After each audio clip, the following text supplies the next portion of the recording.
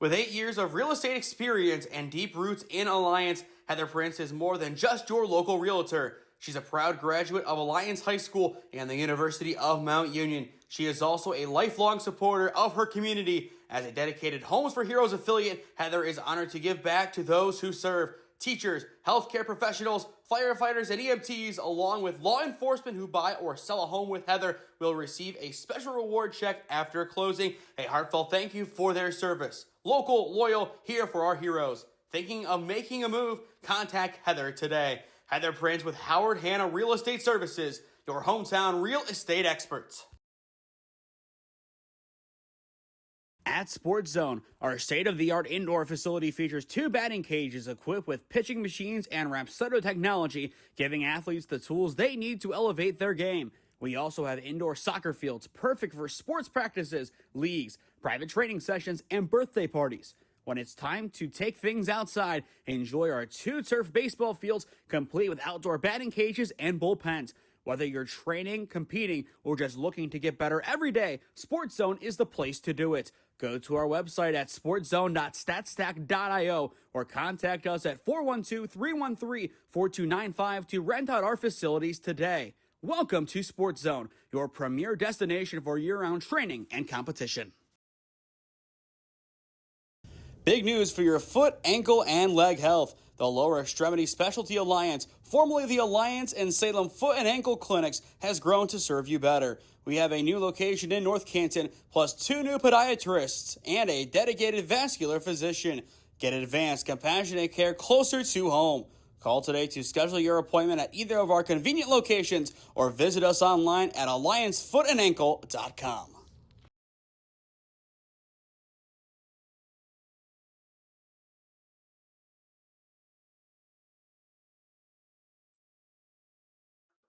Going back a few years now, our first ever high school football broadcast was here at Kehres Stadium back in August of 2024. Well, Cooper, it's August of 2026, and we are back for the first time live at Kehres Stadium as you are watching the SmeeSports Pregame Show on Smee Sports. I am Nathan Smee. Alongside me today is Cooper Fontaine, your first ever SmeeSports football broadcast. How excited are you for this? Man, I'm really excited. Not only that, it's my first true pregame show. I mean, we talk a little bit before the soccer games, but nothing of this level. I'm happy to be here. I'm very excited. We're in the beautiful press box, the beautiful Joe Tate suite. As you look on the wall, TV production suite in honor of Joe Tate, the voice of the Raiders from 1986 to 2015, an icon of NEO sport media, and we hope to honor his legacy tonight with this broadcast. Let's start somewhere. We have 3 different games that we could pick from. Where do you want to start? Do you want to start with your Aviators? Do you want to talk about the Wooster Generals? Or do you want to recap our game from last week, a big win for Holy Name? I think we, off the rip, go to last week versus that Holy Name Normandy game. That was wild. It was an incredible game. In the meantime, I'm going to try to pull up the stats that I was sent from that game. It really puts into perspective how dominant Holy Name was, as I'm going to zoom in here. I have 20/20 vision, but I can't see that far away. All right, we have some statistics now. Luke Hudak was 2 of 5, 81 yards passing, 2 touchdowns with a long of 71 yards. So yes, both of his passes were touchdowns. One was a 71-yard house call to Ezra Gonzalez. The other, a passing touchdown to Cole Troy, who was your Smee Sports Player of the Week with 4 total touchdowns. On the ground, 9 carries, $123, 3 scores. Caden Parker, 9 carries, 124 yards, a long of 41. In that post-game interview with Cole Troy, he did say he felt bad, of course, because essentially, you look at what happened, he was the Charbonnet to his K9.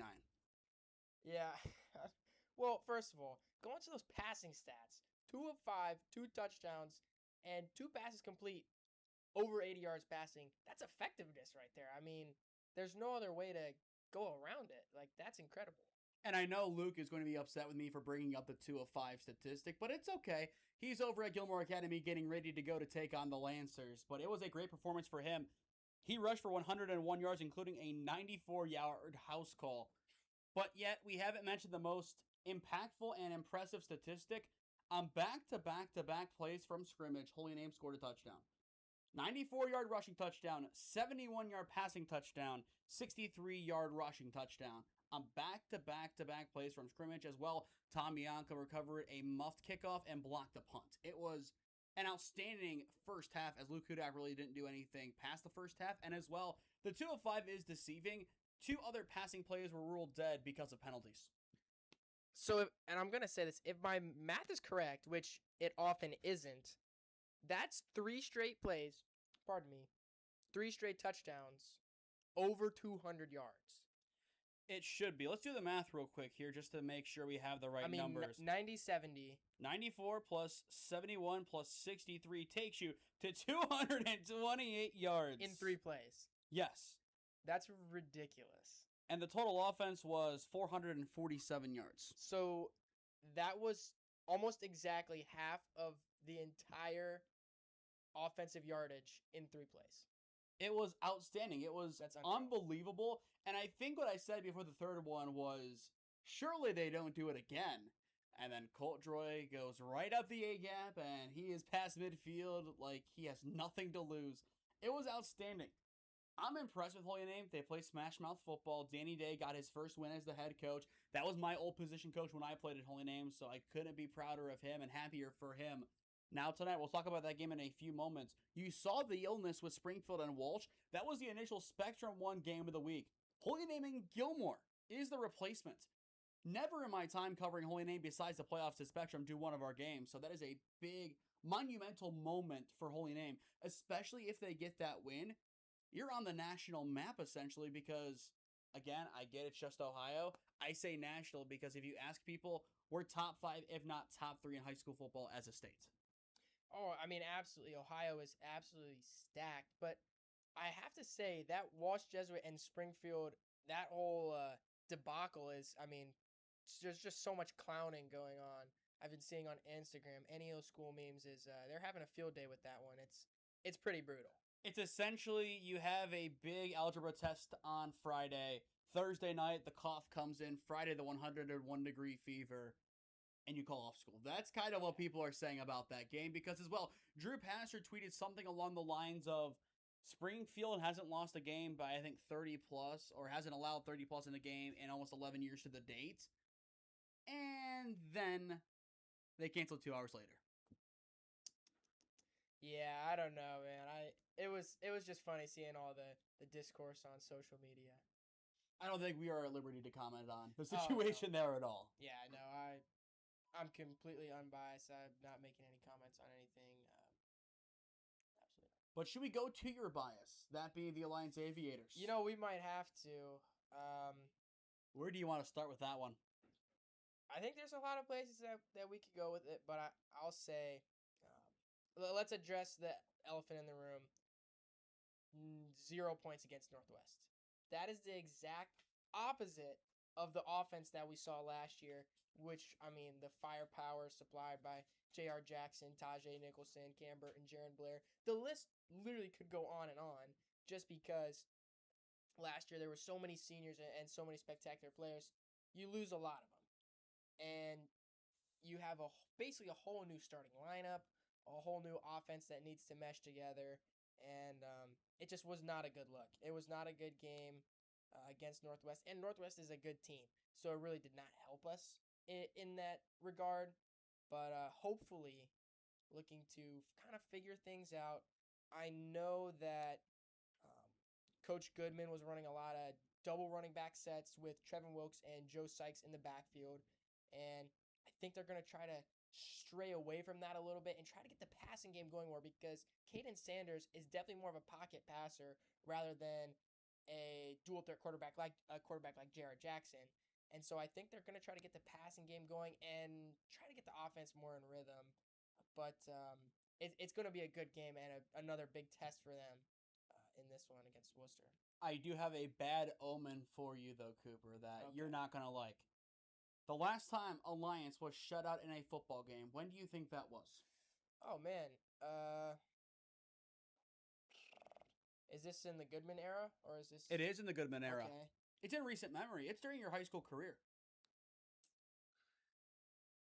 Did we get shut out against... Not Louisville. We get shut out against Padua. That was the home opener 2 years. No, You guys scored somehow. I don't remember. What's the shutout? You mentioned the first letter quite a bit there when you were saying what? It's West Branch, a 49-0 loss on October 11th, 2024. Bad game. Now, the reason why this is a bad omen, take a wild guess when the last time the Wooster Generals won a football game was. I'm not even going to say it. October 11th, 2024. A win over Mansfield Senior, who, again, in years past was a great team, but they lost so much talent over the past 2 seasons. Now you get why it's a bad omen. You kind of see that writing on the wall. Does it concern you at all? Or is it just dumb luck? You know, I don't want to be the guy who, like believes in spirits or bad omens, but it definitely does not make me feel any better. All right. Why'd you have to bring that up, man? This is what I found when doing prep work last night at 1 a.m. You're always figuring something crazy out at 1 a.m., man. I don't know. I hope to be asleep at 1 a.m. tonight, but that is neither here nor there. But for the defensive end, we really didn't talk about them. They were good. And Coach Goodman has gone on record and said the defense, he was happy with how they played. If you ask a lot of coaches, they're happy if you keep a team to under 3 touchdowns because your expectation as an offense is to score 21 plus, which the Aviators, the 2 seasons prior, averaged 30 plus a game. Yeah, I will back him up on that. The defense was very, very strong. A lot of great players there. Some JV players from last year stepping up, and still a few varsity returners. I think the biggest one in my mind, I don't know if they accredited the forced fumble to him, but Jaden Lott, one of the big D linemen and offensive linemen, I mean, he is just a big kid, and he's awesome, man. He is an incredible player. Did they give him the forced fumble? I have him down as a TFL. I didn't see the forced fumble. Okay, well, I know he was in on that play, and he's just a big presence and a player that I would just want to give a shout out to. He's a fan favorite for sure. Yeah, the defense played well, and I think if the defense can continue to do what they did last week, and the offense can hopefully try and answer and not give up so much either on 2 fumbles from Caden Sanders, which again Northwest was packing the box. I don't know how many they were bringing, but they were bringing a lot of pressure on Caden, so he did have 2 fumbles. One of them was a screen pass, which was it was a lateral that got tipped, and so it was picked up and taken back for a touchdown. But I think just keeping the mistakes to a minimum on offense will help so much more, and will definitely make it a closer game, I think. Are you ready to talk about the Woo? I know a guy that works at Wooster. He's very nice. I don't actually know anyone that goes there anymore. My dad went to the College of Wooster, so I'm a little familiar with the area. So yeah, let's do it. A classic Wayne County area matchup last Friday night between them and Orville, a 14-7 loss. They scored on their first possession, forced a turnover and downs on their first defensive possession. They were loving life in that game. Griffin, Saigon Thaler looked great on that first drive. However, I have mentioned this already during prior shows on Skyward Studios. Within 5 minutes, I was able to pretty much chart and predict the entire offense. This is my notes that I took watching one drive of Wooster football. Touchdown drive. Trips right and double sets. Running back right behind QB. No dropping back. 1 step back QB. Quick passes. Likes the motion receivers from base set. Anytime RB set up next to the quarterback, it was a run. Went to a dual RB set for touchdown run. The only time that I saw in watching a quarter and a half of film that they put a running back to the side of the quarterback and threw, he scrambled and fumbled and lost possession. 5 minutes of film. Wow. You're a student of the game. But I think that predictability definitely could be a downfall of them, especially when you have an astute coach like Tim Goodman or a solid defensive coach, or I guess defensive coordinator in Joseph Kellerman, who he's been doing an incredible job these past few years. Coach Kellerman. You're familiar with Coach Kellerman.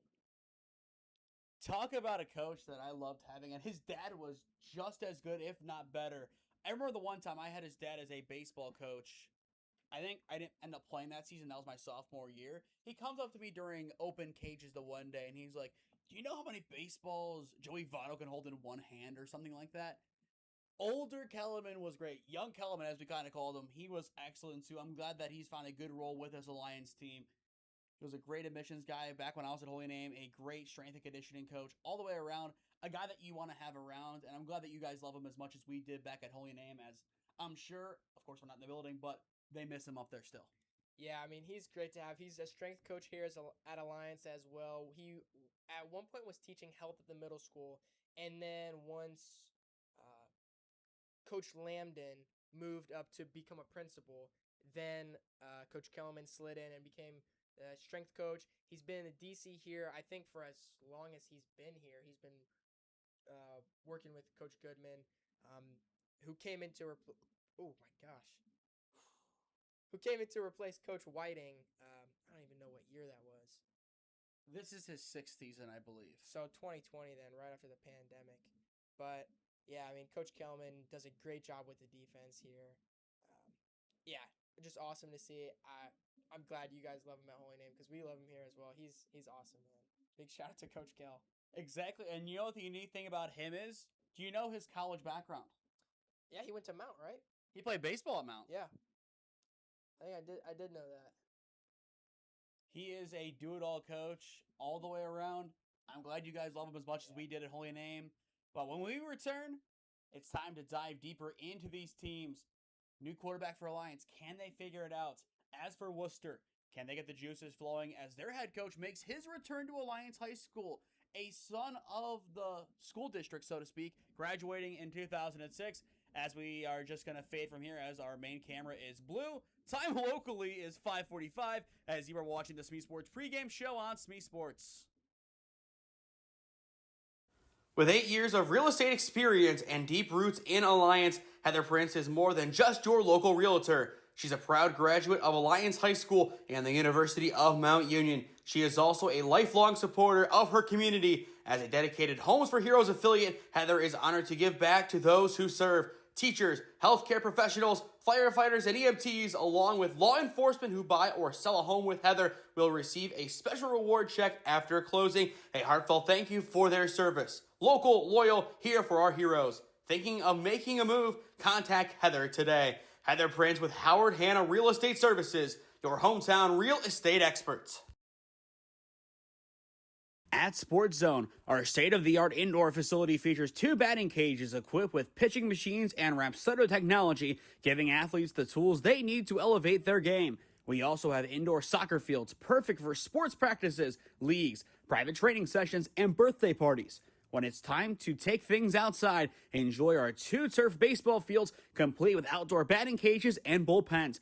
Whether you're training, competing, or just looking to get better every day, Sports Zone is the place to do it. Go to our website at sportszone.statstack.io or contact us at 412-313-4295 to rent out our facilities today. Welcome to Sports Zone, your premier destination for year-round training and competition. Big news for your foot, ankle, and leg health. The Lower Extremity Specialty Alliance, formerly the Alliance and Salem Foot and Ankle Clinics, has grown to serve you better. We have a new location in North Canton, plus 2 new podiatrists and a dedicated vascular physician. Get advanced, compassionate care closer to home. Call today to schedule your appointment at either of our convenient locations or visit us online at alliancefoothandankle.com.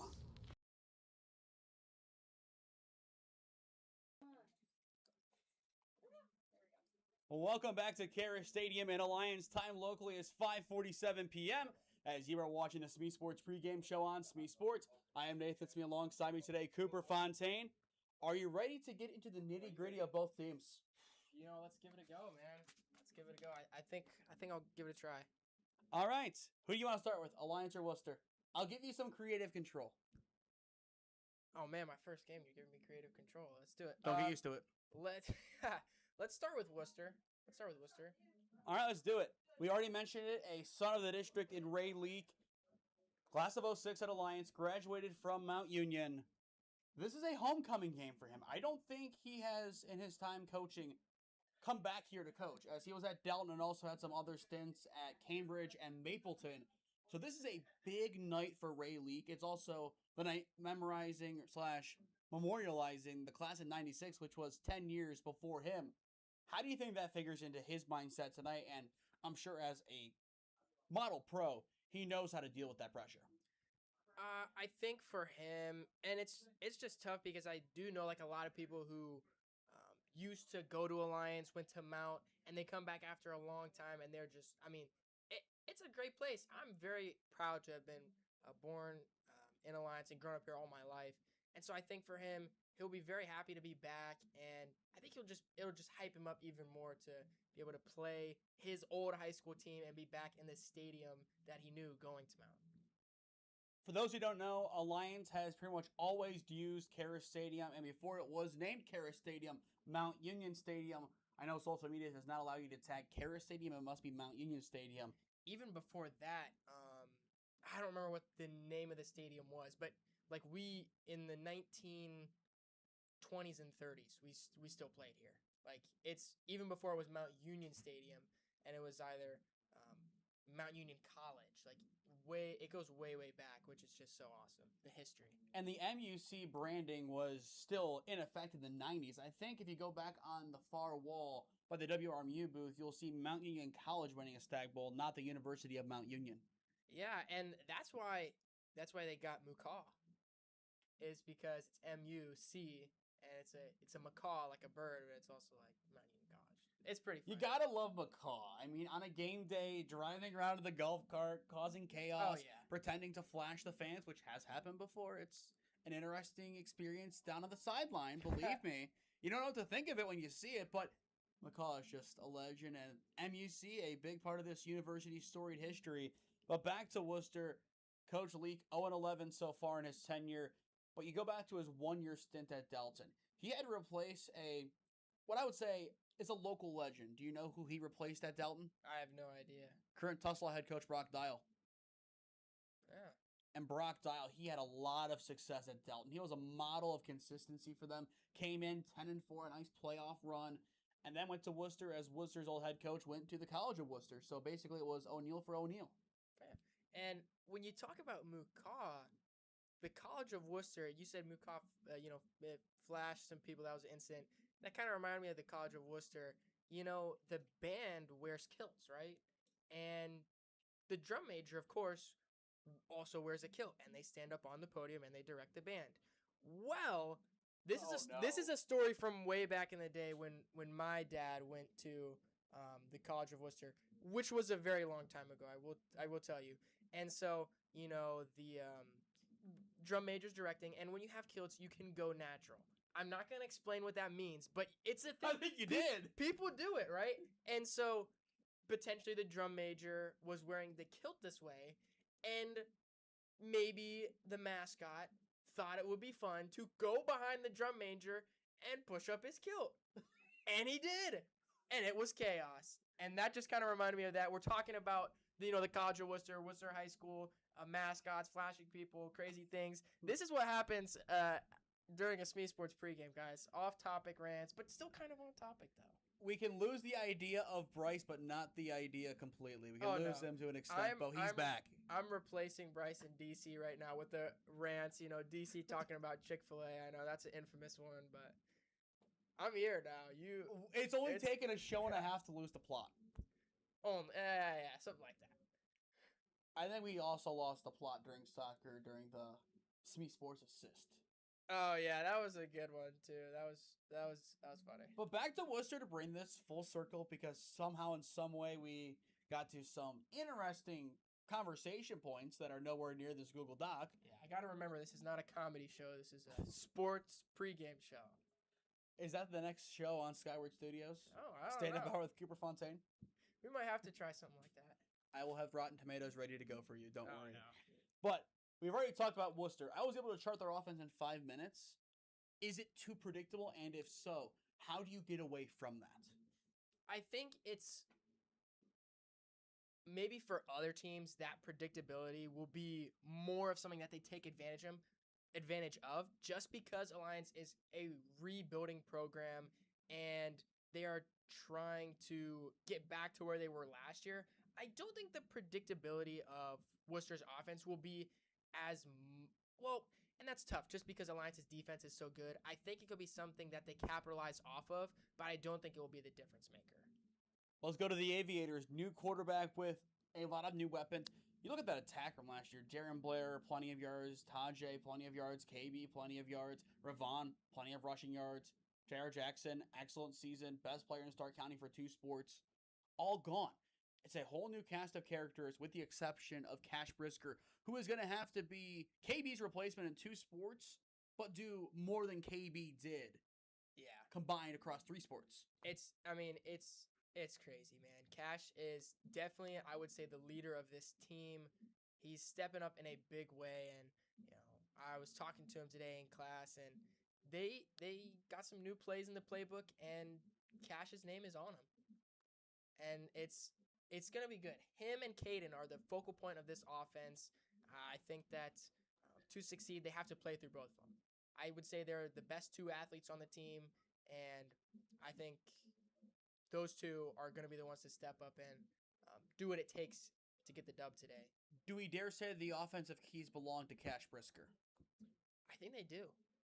I think, maybe last year the Aviators offense was a Cadillac and JR had the keys. This year we're, downgraded a little bit. Maybe, I don't even know. We're in an old Plymouth right now. But Cash still has the keys. Right now, Cash has the keys, and he's got to drive this team in whatever way he can. Going back to the offense, it's no secret they fell completely flat in week 1. You go scoreless. Your best pass was one that should have been a touchdown if we're looking at the highlight tape correctly. It should have easily been a touchdown, but a 57-yard design pass from Cash Brisker. How do you get rid of the flatness and get back to your dynamic offense? And as well, do we dare see a Padua-esque change from last year? And the reason why I say that, you go back to week 10. Brady DeVore, the wide receiver, was the Wildcat quarterback for Padua.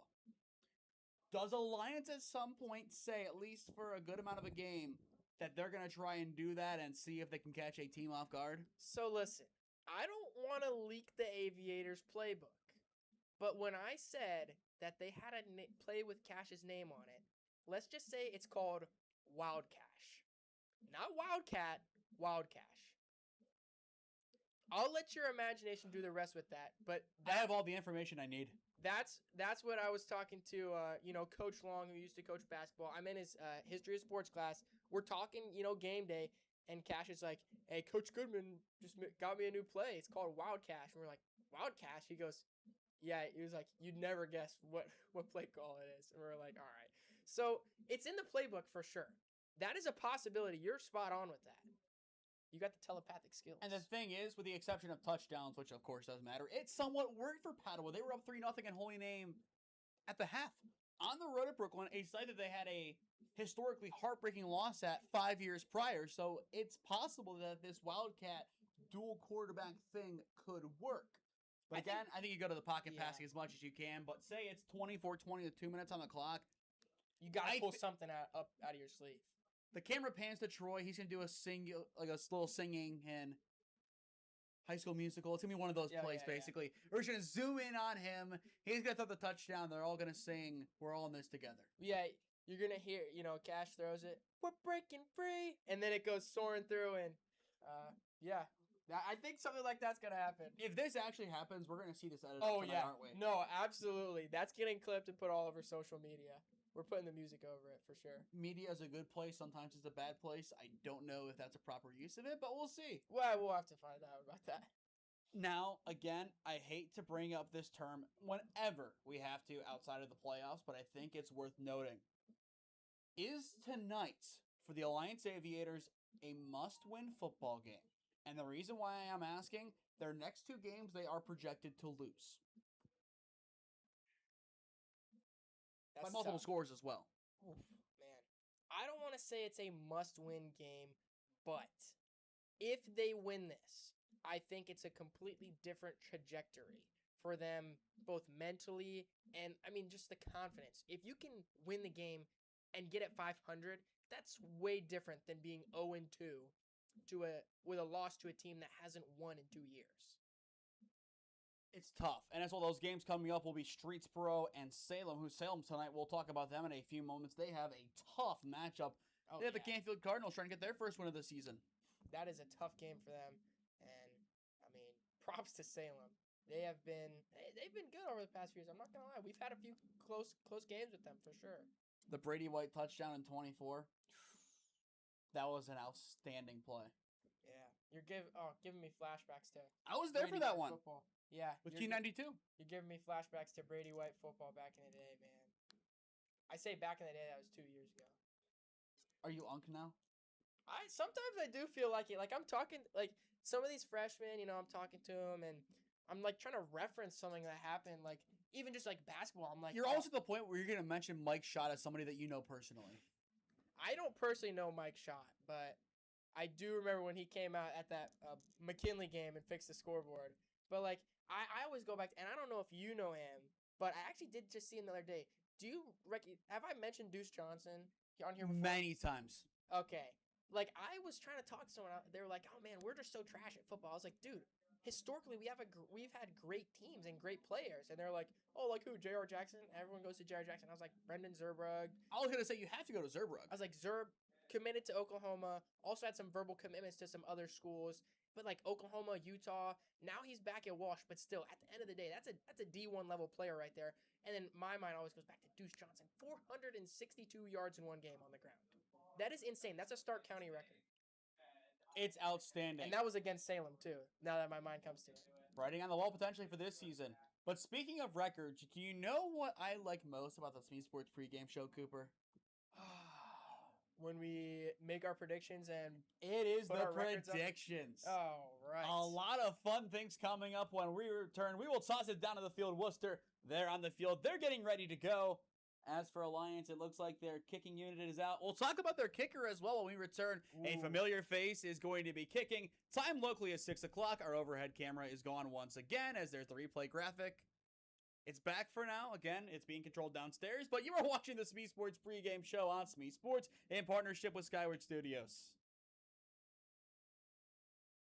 With 8 years of real estate experience and deep roots in Alliance, Heather Prince is more than just your local realtor. She's a proud graduate of Alliance High School and the University of Mount Union. She is also a lifelong supporter of her community. As a dedicated Homes for Heroes affiliate, Heather is honored to give back to those who serve. Teachers, healthcare professionals, firefighters, and EMTs, along with law enforcement who buy or sell a home with Heather, will receive a special reward check after closing. A heartfelt thank you for their service. Local, loyal, here for our heroes. Thinking of making a move? Contact Heather today. Heather Prince with Howard Hanna Real Estate Services, your hometown real estate experts.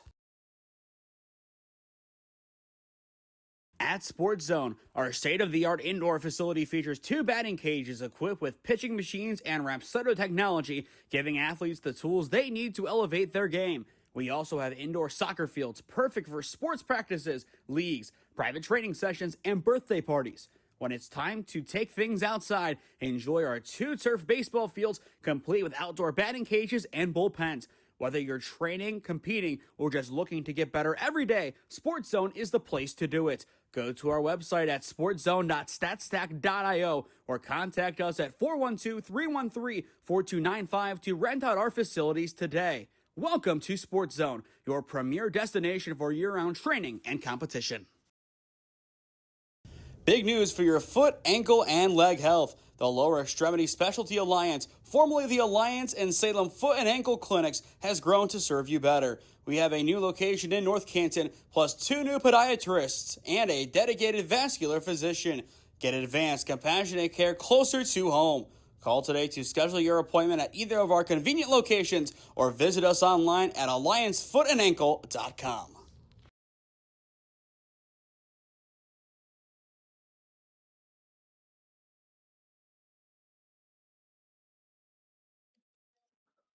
Welcome back to Kehres Stadium. Time locally is 6:02. As you are watching the SmeeSports Pregame Show on SmeeSports, I am Nathan Smee. Alongside me tonight is Cooper Fontaine.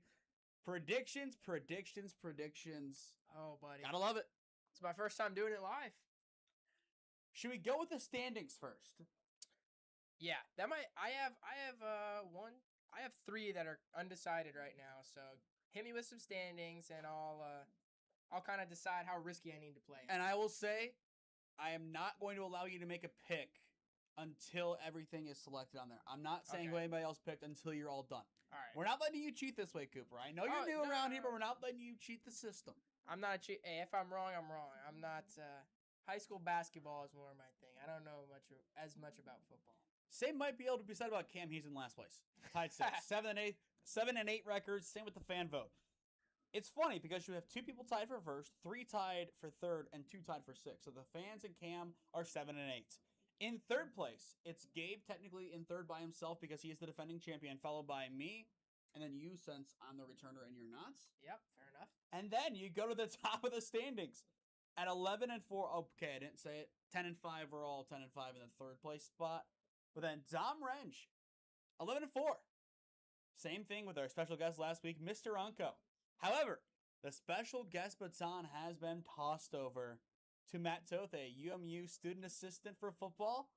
If he messes up Mr. Unco's ranking, we know who to blame and we know where the guest predictor is going to fall.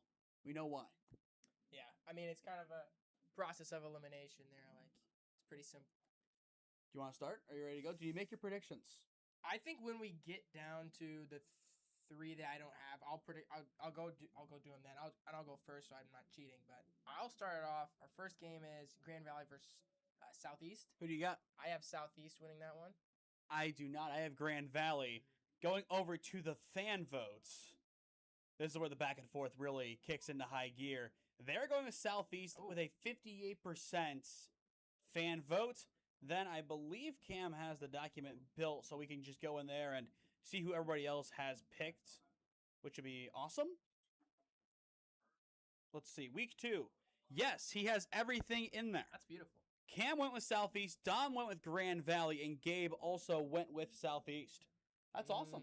I think that's everybody that's then, a right? nice split decision. Oh, we did not go with Matt. Matt also went with Southeast, so I'm on the Grand Valley train. Same with Dom.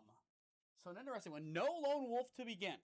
So game number 2 then flips to United and Mineral Ridge. Who do you have? I have United. I am going Mineral Ridge. Ooh. I think Mineral Ridge, it's going to be a good game for them. They improved to 2-0. It's going to be a close one, though. But I just give it to them in the end. Going over to the document, Mineral Ridge for Cam, United for Dom, United for Gabe, Mineral Ridge for Matt. Another split decision. And the fan vote, 81% go with United. I mean, it makes sense. United's not too far away from here. I know a few people that work over at United, used to work at United, actually. My old cross-country coach coached up a National Gatorade Runner of the Year over there, fun fact. So, pretty sweet. Up next, Carrollton versus Edison. I am going with Carrollton for the same exact reason I did last week, and hopefully this time it's right. I have to go with Chris Jacoby. I also have Carrollton, and, they play in a fairly tough conference, and, they got some good players. They're a good team. And Carrollton sweeps all the way around. Okay. Carrollton as well, 81% in the fan vote go with them. And, ooh, we have a tie. So we're going to go to the fan vote last on this one. It is going to be North Royalton and Brecksville. I am going with the Bees after they just upset CVCA. Cooper, who do you have? I also have Brecksville. I mean, that whole school just has some incredible athletes. Literally, like you could go basketball, wrestling, whatever. They got good athletes in it. And it looks like at home we are split. Cam has gone Brecksville. Dom has gone North Royalton. Gabe has gone Brecksville. Matt has gone North Royalton. We're going to refresh Instagram real quick here, and if we have one more, yes. If not, it goes to the last vote. We did not. Courtesy of Holy Name Alone, JJ Burrell, Brecksville is the fan vote winner. Up next, it's going to be Riverside and Aurora. I have one name and one name only. He's not playing tonight for them, but you got to love Mikey Maloney. Give me Riverside. I have the Aurora Green Men. Right now, they are, I believe, at the top of the rankings in this region. They're in the same region as Alliance. They consistently have good teams. Aviators have consistently seen them in the playoffs. I think we played them maybe 2 years ago or 3. I can't remember. But they're a face that I think it was Zerb's last game. Yeah, I believe so. But it's a very familiar face for us, and they're always a tough team to play. I got Aurora. The fan vote, 57% go with the Green Men. As for the folks at home, Cam goes Riverside, Dom goes Aurora, Gabe goes Aurora, and Matt is going to go Riverside. Okay, I guess for special guest, I guess Matt just did not predict the Struthers Warren JFK game. Interesting. We'll get to that one when we get there. Matt, if you are listening, please text me who's going with that, as we need to know. If not, I'm just giving you somebody random. Lock in, man. Yeah, come on. Up next, Cleveland Heights, Chardon. The fan vote goes with Cleveland Heights. I go with Chardon. I think that Jackson game was enough of a wake-up call last Thursday. Yeah, I was pretty split in my decision, but I went Cleveland Heights with it. Again, the fan vote goes Cleveland Heights. At home, it'll be Cleveland Heights for Cam and Dom, Chardon for Gabe, and Cleveland Heights for Matt. I want to check because, no, he just didn't put it on. Do we make a phone call to him? Do we do it? No. Let's see. We got about 11 minutes. So Warren JFK we might have Struthers. to come back to that. You know what? I'm making the phone call. If he doesn't answer, he is just going to be randomly assigned one if he doesn't get back to me before 7. Let's see. This is the first time we've ever done this on air. We're getting the live pick. Hopefully he picks up. If not, hopefully he'll know to at least tell me who is winning that game. I have no hopes for this. See, now, if this was me, I'd pick up the phone. Oh, I know. 100%. He's not a real one. He's not picking up. So close. He'll be randomly assigned. All right. Who do you have between Warren JFK and Struthers? I have Struthers. Honestly, no real reason behind the pick, if I'm going to be honest. Like a real analyst. I go Warren JFK. Struthers looked terrible last week against NDCL. I think it continues. Yeah. As for the fan vote, they're going with Warren JFK as well. For those at home, it'll be Struthers all the way around for Cam, Dom, and Gabe. All right. What we're going to do here is have Siri pick. 1 is JFK, 2 is Struthers. Pick a number 1 or 2. That's 27. What? Pick either 1 or 2. You know, there's a 2 in there. It's good enough for me. Matt's going with Struthers. Fair enough? You got to do like ChatGPT, generate me a number between 1 and 2. I'll get some decimal. Up next, Brunswick and Olmsted Falls. Who do you have? I know you were talking about, am I going to be on the Brunswick train? Where am I going to be? I have Olmsted Falls just because you were like, just because I picked them, this is going to be the week they get smacked down on. But I'm going with Olmsted Falls in that one. Connor Jameson, I've seen enough. In a passing offense, which Holy Name was not, he is going to be a great quarterback. The size has been there. The talent's always been there. It's just Holy Name wasn't a pass-first offense. He found a pass-first offense. His first game set the record for most passing yards in a single game. He gets the 11-point upset win tonight against Olmsted Falls in their home opener. The fans are in agreement. 61% go with the Wick. At home, Cam goes Olmsted Falls. Dom goes Brunswick. Gabe goes Brunswick. And Matt goes Olmsted Falls. It's a tough one. It really is. So not great for me to be agreeing with Cam is what I'm hearing because he's in last.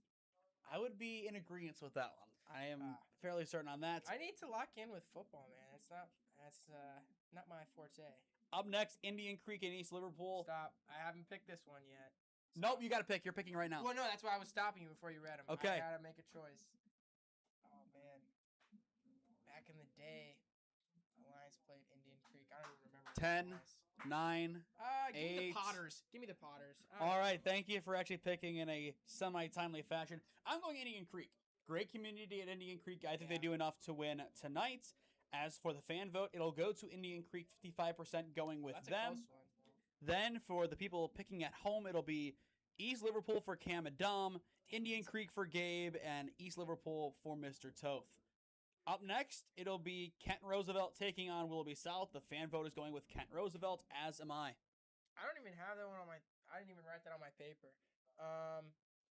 You need to lock in. Yeah. All right.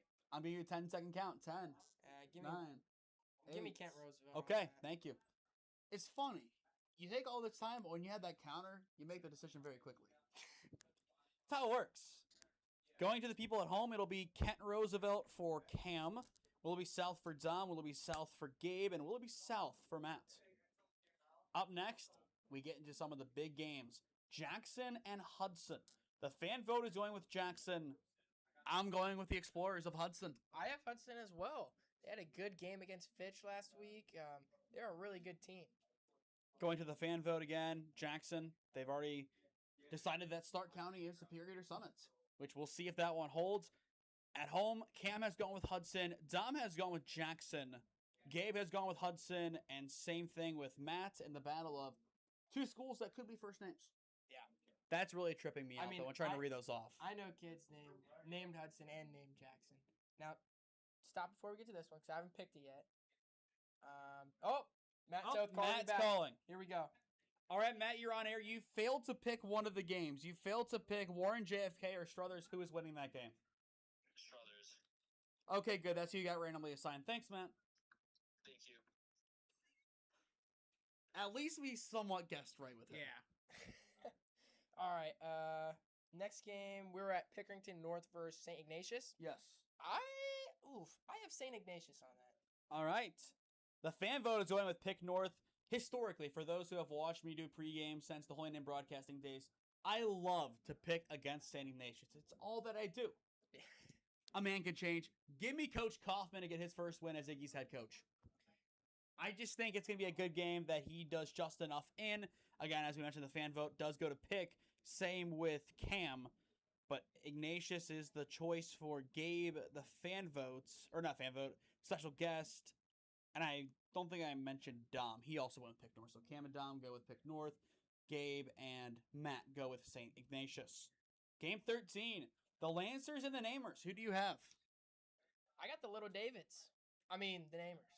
That is a great call out, and I really appreciate you calling us the Little Davids. That is a pull from deep in our history. I love it. Yeah, of course. I don't even remember where I picked that nugget of information up from. I think I was. It goes back to our Nazareth days, I'm pretty sure. I think. I don't know where I learned that. I think I was on Wikipedia looking at all the different athletic conferences, and I clicked on Holy Name High School, and I was like, oh, they have 3 mascots. What the heck?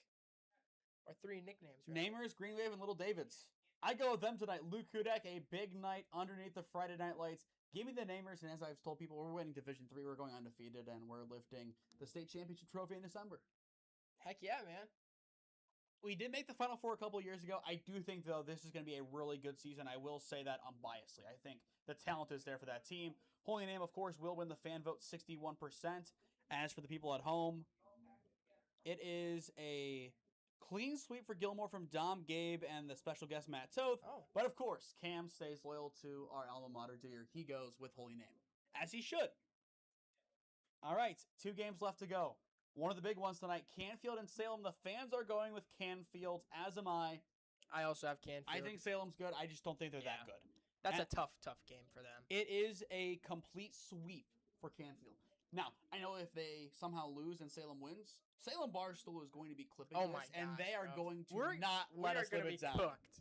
We will be cooked if they see the Canfield clean sweep. And oh man, yeah, we're cooked for that. Now, don't get into this last game. This is a big one, and I kind of purposely left this one blank just because it's going to be a tough one to predict because these are 2 really good teams. St. Ed's and McKinley. I don't know. I might have to go with Ed's on this one. I'm going with St. Ed's. Yeah. Same thing with the fan vote. As for those people at home, yep, it's a clean sweep again. Everybody has gone with St. Ed's. And then finally, in our poll of predictions at home, somebody just put Louisville versus Ursuline. I don't think it's a prediction. Unfortunately, I have Louisville in that game. Honestly, I think Ursuline's still trying to rebuild. After, that incident, right? Yes, we're going to leave it there. It's very tough. Padua loses to Benedictine. Normandy loses to Ravenna. I do agree with both. Mr. Toth says Wadsworth wins, and I would agree. Wadsworth is going to win. And they have some freak athletes over there too, man. Running against them in some of our track and field invitationals, not a fun time. And I'm going to leave this last individual anonymous, but a friend of the channel. Northwest beats the brakes off of Marlington. I do think it's going to be more convincing than the Alliance game. I do think Northwest wins in convincing fashion. Yeah, I would have to agree with that. And I also will say I've seen a lot of the Stark County rankings come through. And, for some people who had Alliance at number 5 preseason, just want to say, you're a fake fan if you had Alliance at 5 preseason. In the entire county, I think that is a little ridiculous. But now, push us out of the top 10 and someone had Marlington in the top 10 of Stark County. I think that's disrespectful. You have Alliance out of Marlington still? Alliance what? Do you have Alliance above Marlington in your rankings, if you were to make them? Yes. It's fair. I do agree with you. I was just wondering if you had any more basis behind it. I mean, it's tough just because I don't I don't remember the last time Alliance has lost to Marlington. At least in my time going to Alliance, we have not lost to Marlington, and I think that just even with losing all those players, we're still a better team. Obviously, no disrespect to Marlington, but But when we return, it's keys to victory time. Time locally at 6:18 p.m. as you are watching the SmeeSports Pregame Show on SmeeSports in partnership with Skyward Studios. With 8 years of real estate experience and deep roots in Alliance, Heather Prince is more than just your local realtor. She's a proud graduate of Alliance High School and the University of Mount Union. She is also a lifelong supporter of her community. As a dedicated Homes for Heroes affiliate, Heather is honored to give back to those who serve. Teachers, healthcare professionals, firefighters, and EMTs, along with law enforcement who buy or sell a home with Heather, will receive a special reward check after closing. A heartfelt thank you for their service. Local, loyal, here for our heroes. Thinking of making a move? Contact Heather today. Heather Prince with Howard Hanna Real Estate Services, your hometown real estate experts. At Sports Zone, our state-of-the-art indoor facility features 2 batting cages equipped with pitching machines and Rapsodo technology, giving athletes the tools they need to elevate their game. We also have indoor soccer fields perfect for sports practices, leagues, private training sessions, and birthday parties. When it's time to take things outside, enjoy our 2 turf baseball fields complete with outdoor batting cages and bullpens. Whether you're training, competing, or just looking to get better every day, Sports Zone is the place to do it. Go to our website at sportszone.statstack.io or contact us at 412-313-4295 to rent out our facilities today. Welcome to Sports Zone, your premier destination for year-round training and competition. Big news for your foot, ankle, and leg health. The Lower Extremity Specialty Alliance, formerly the Alliance and Salem Foot and Ankle Clinics, has grown to serve you better. We have a new location in North Canton, plus 2 new podiatrists and a dedicated vascular physician. Get advanced, compassionate care closer to home. Call today to schedule your appointment at either of our convenient locations or visit us online at alliancefoothandankle.com.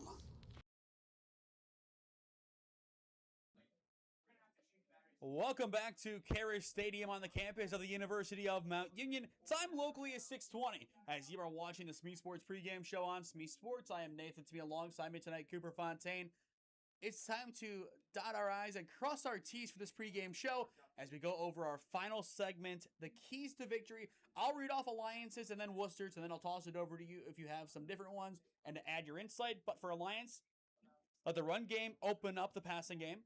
Rely on strong defense in tough moments, and use the Kehres magic. As for Wooster, make first drive of the season the new standard, utilize the underdog mentality, and play as a team. Commentary and your own. I agree with everything that you said. For the Aviators, the Kehres magic, it's real. When you come into Alliance, whether it's football, soccer, basketball, it's so much different. We have a great home environment here, and I think that could definitely play a huge role in this. And I completely agree with you. Aviators have to get that passing game opened up if they want to win. No question about it. Well, for Wooster, are we in agreement with what they need to do? I think that's 100% accurate. They have to break through this Alliance defense. That's the strongest point of this Aviators team. And if the Generals can get past that, I think that they're definitely in for a good game. Looks like Alliance is making their way to midfield, but any closing thoughts to pregame before we toss it back down to the field? I don't think I have any, man. I'm just really excited to be here. Really excited to call my first football game with you, and it's a beautiful day out there. I mean, what else is there to say? It'll be a fun one as well. I do want to make this point known. We did pregame when we did because in around 10 minutes from now, we are going to recognize the class of 1996/97 and their football team. It's the 30th anniversary of that team. They did a lot of good. We'll also have the athletes walk in with the parade. It's a lot of good things going on around Alliance. But we want to make sure we do showcase that, and we didn't want pregame to run into it. But as the time sits at 6:23, we'll toss it back to the field. This has been the SmeeSports Pregame Show on SmeeSports in partnership with Skyward Studios. Stick with us, as coming up, we'll have the football team from 1996 get recognized. And then at 7, it'll be kickoff between the Aviators and the Generals.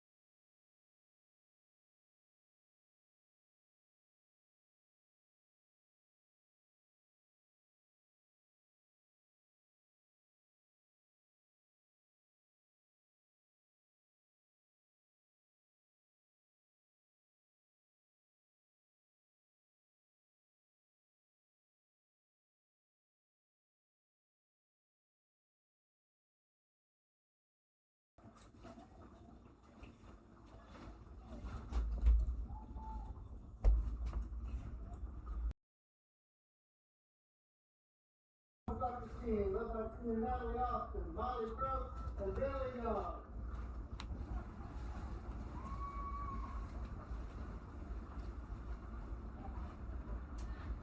Next we have our girls tennis team, led by Senior Melody Lynn.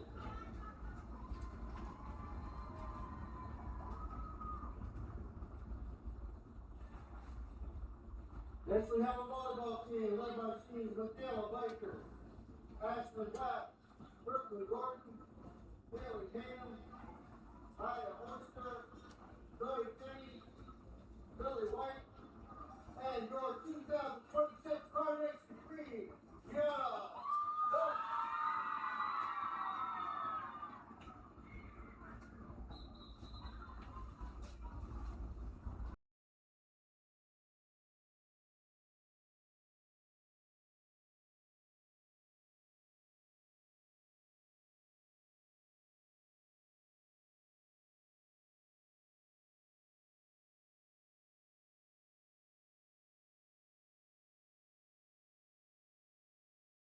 Let's welcome back and honor members from our 1996 Aviator football team. The 1996 football team led by head coach of Stark County, most of the year, Joel Cochran, posted an 8-3 record and were outright early champions. The 1996 Aviators were led by all Ohio players, Corey Anderson, E.J. Lilly, Lewis Banks, Ben Patterson, and Ben White.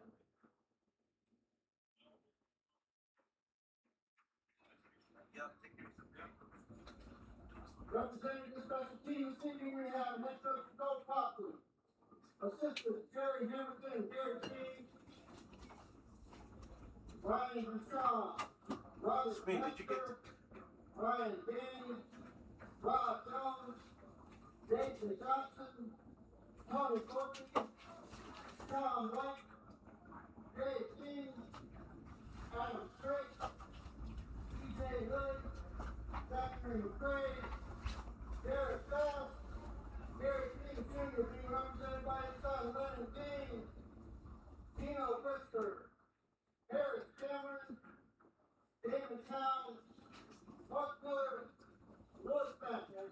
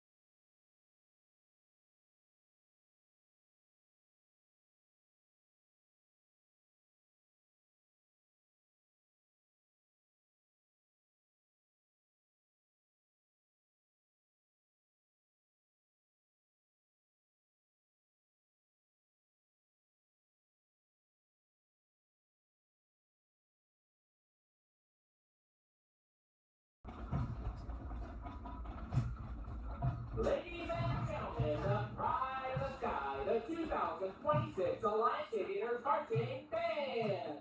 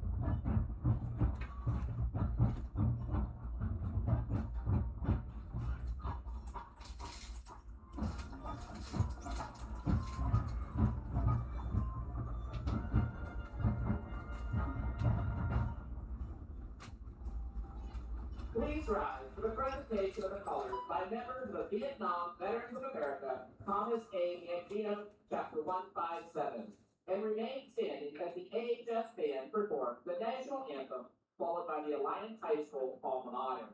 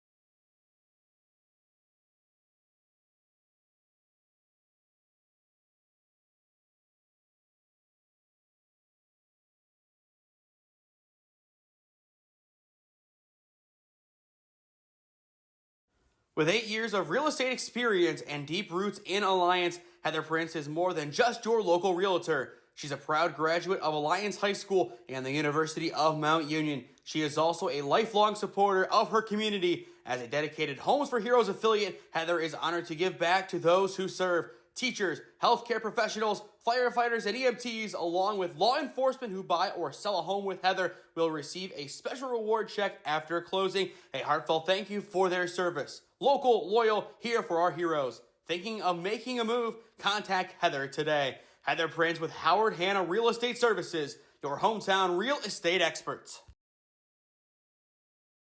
At Sports Zone, our state-of-the-art indoor facility features 2 batting cages equipped with pitching machines and Rapsodo technology, giving athletes the tools they need to elevate their game. We also have indoor soccer fields perfect for sports practices, leagues, private training sessions, and birthday parties.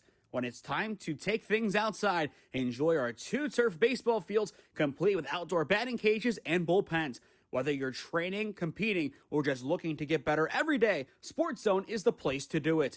Go to our website at sportszone.statstack.io or contact us at 412-313-4295 to rent out our facilities today. Welcome to Sports Zone, your premier destination for year-round training and competition.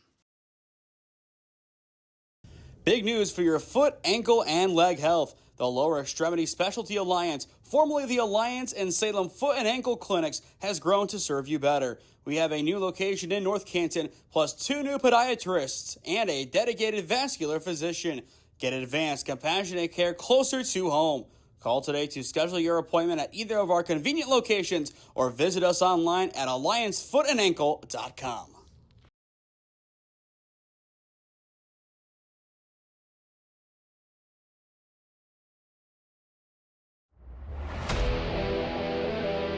Yeah, thank you. I just want to say first, all glory to God. Without him, I am nothing. Power the shove. Neighbor Nation, we will see you on Saturday afternoon. Riley Meister gets the point. Back into left field. Say goodnight to that baseball. This is another one. It's back to back jacks for KSU Tuscarawas. He's the point, and it's alive. Hanson pushes it over. Unbelievable. We play on. It's blocked. We're tied. We're tied. Unbelievable. It's week 2 of the OHSAA football season in Stark County, and it should be a fun one today. Live from Kehres Stadium on the campus of the University of Mount Union, this is OHSAA football on SmeeSports in partnership and presented by Skyward Studios. As we toss things upstairs to the broadcast booth, I am Nathan Smee. Alongside me today, Cooper Fontaine. We're about to see the Aviators take the field in a few moments, but I'm excited for this game. Should be a good matchup. And the big thing is, one of these two teams will get their first win of the season. Yeah, absolutely. I mean, you come into this game, two teams that are 0-1. They're both hungry.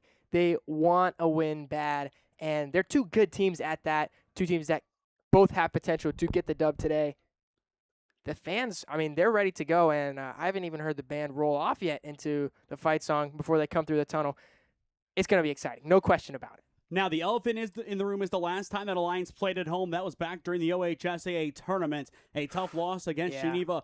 Do you think that's a motivator tonight for the returners from that team, knowing the last time they were here, it was a historic night, yes, but still a night they want to forget? I think that for all those guys who were there, I think the big figures, of course, Caden Sanders, Cash Brisker, they're hungry. These home fans, they want to see a win. It's been almost a year since they saw a win in Kehres Stadium. I mean, we're in Alliance, and it's going to be a big game here. Like a home opener, rather. Tension is high. I'm excited. I know you're excited, too. We'll take it back down to the field as we see these pregame festivities. I mean, as we've talked about, the Alliance fans are here in full effect. They're ready to see a winner once again at Kehres Stadium. Last season was a great year, yes, but they have to realize this is a new team, and same thing with the team. They have to know that this is a new group of guys with a new ambition, but yet a new standard. Yeah, I mean, it's so tough. Like we talked about pregame, there are so many spectacular players, program legends even, that graduated last year. And you have to think it's just a whole different environment compared to that. New leaders, some new coaches coming in. I know a lot of younger coaches, guys who some of these players played with and even know. It's different expectations, and it's a different environment, like you said. There's no better way to put it. Now for the Wooster Generals, how much of a chip do they have on their shoulder right now, knowing they haven't won a game since 2024? I think there is a huge chip on their shoulder, especially considering, this is a team that their coach played for in high school, and they definitely want that big first win this season. And some of those seniors, they haven't won in a long time. I know they're going to be hungry as well. Once again, we go back to keys to victory. What is the most important key for Alliance, and then same for Wooster? I think I'm going to go back to kind of what we said before. For Alliance, it is about establishing the run game and opening up the passing game more. You need to give Caden Sanders more opportunities. He is a true pocket passer, and he has some good targets in Cash Brisker and Bino Edwards, but it's not going to be enough. He's got to utilize the running backs on offense as well and keep the defense strong. I think for Wooster, it's about, not getting too up in your head about, your last win or anything like that. You have to be able to get past this Aviator defense, figure things out, and just get the job done. And on your screen here come at least some of the coaches for the Wooster Generals. It's just such a big night for both teams. Of course, this is Alliance's home opener. This is their party. But Wooster wants to crash it. And we've already talked about the omens. There's some big omens, of course. Yeah, what was that day you gave me? October 24th? October 11th, 2024. October the last 11th, time that Alliance was 2024. shut out before week 1. And the last time the Wooster Generals won a game. Below us, Tim Goodman has his boys ready to go. And it looks like Jared Jackson is there to send them out onto the field for the first time in 4 years without him at Kehres Stadium. Yeah, he's on to bigger things at Walsh University.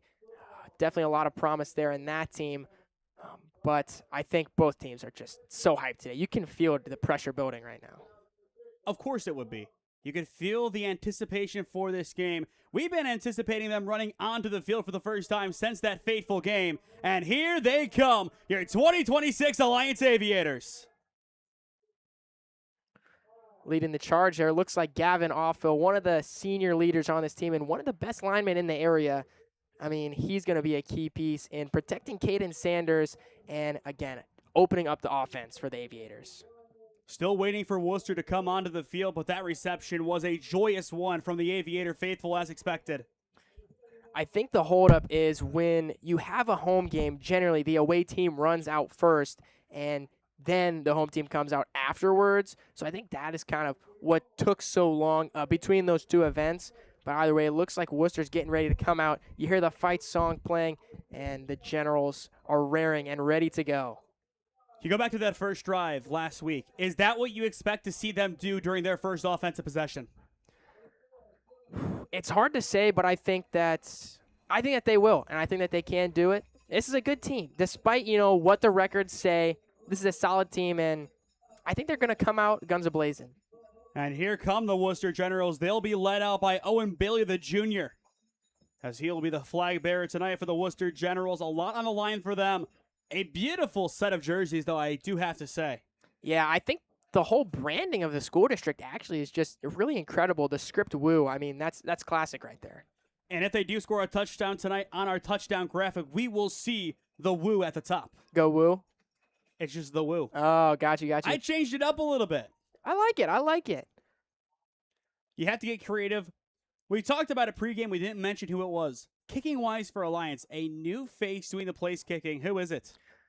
Well, last year, we have some soccer players. I know D'Angelo Fisk, Chase Patrick. But this year, it's not a soccer player at all. It's not even a sport that uses their feet to hit the ball all that much. It's a baseball player and someone who we've covered a lot in the past few years, Charlie Eakey, doing the place kicking and the kickoffs as well, I believe. Caden Sanders being the punter for the Aviators. That's something you don't see a lot at all. Going back to Wooster, their quarterback, Griffin Sigenthaler. We will see him in a few moments. A big day for him as expected. 14 of 26 last week, a $131. Also had 11 carries for 82 yards, averaging 7.5 a pop. Is this going to be a passing or rushing night for Wooster, in your opinion? That's tough. I think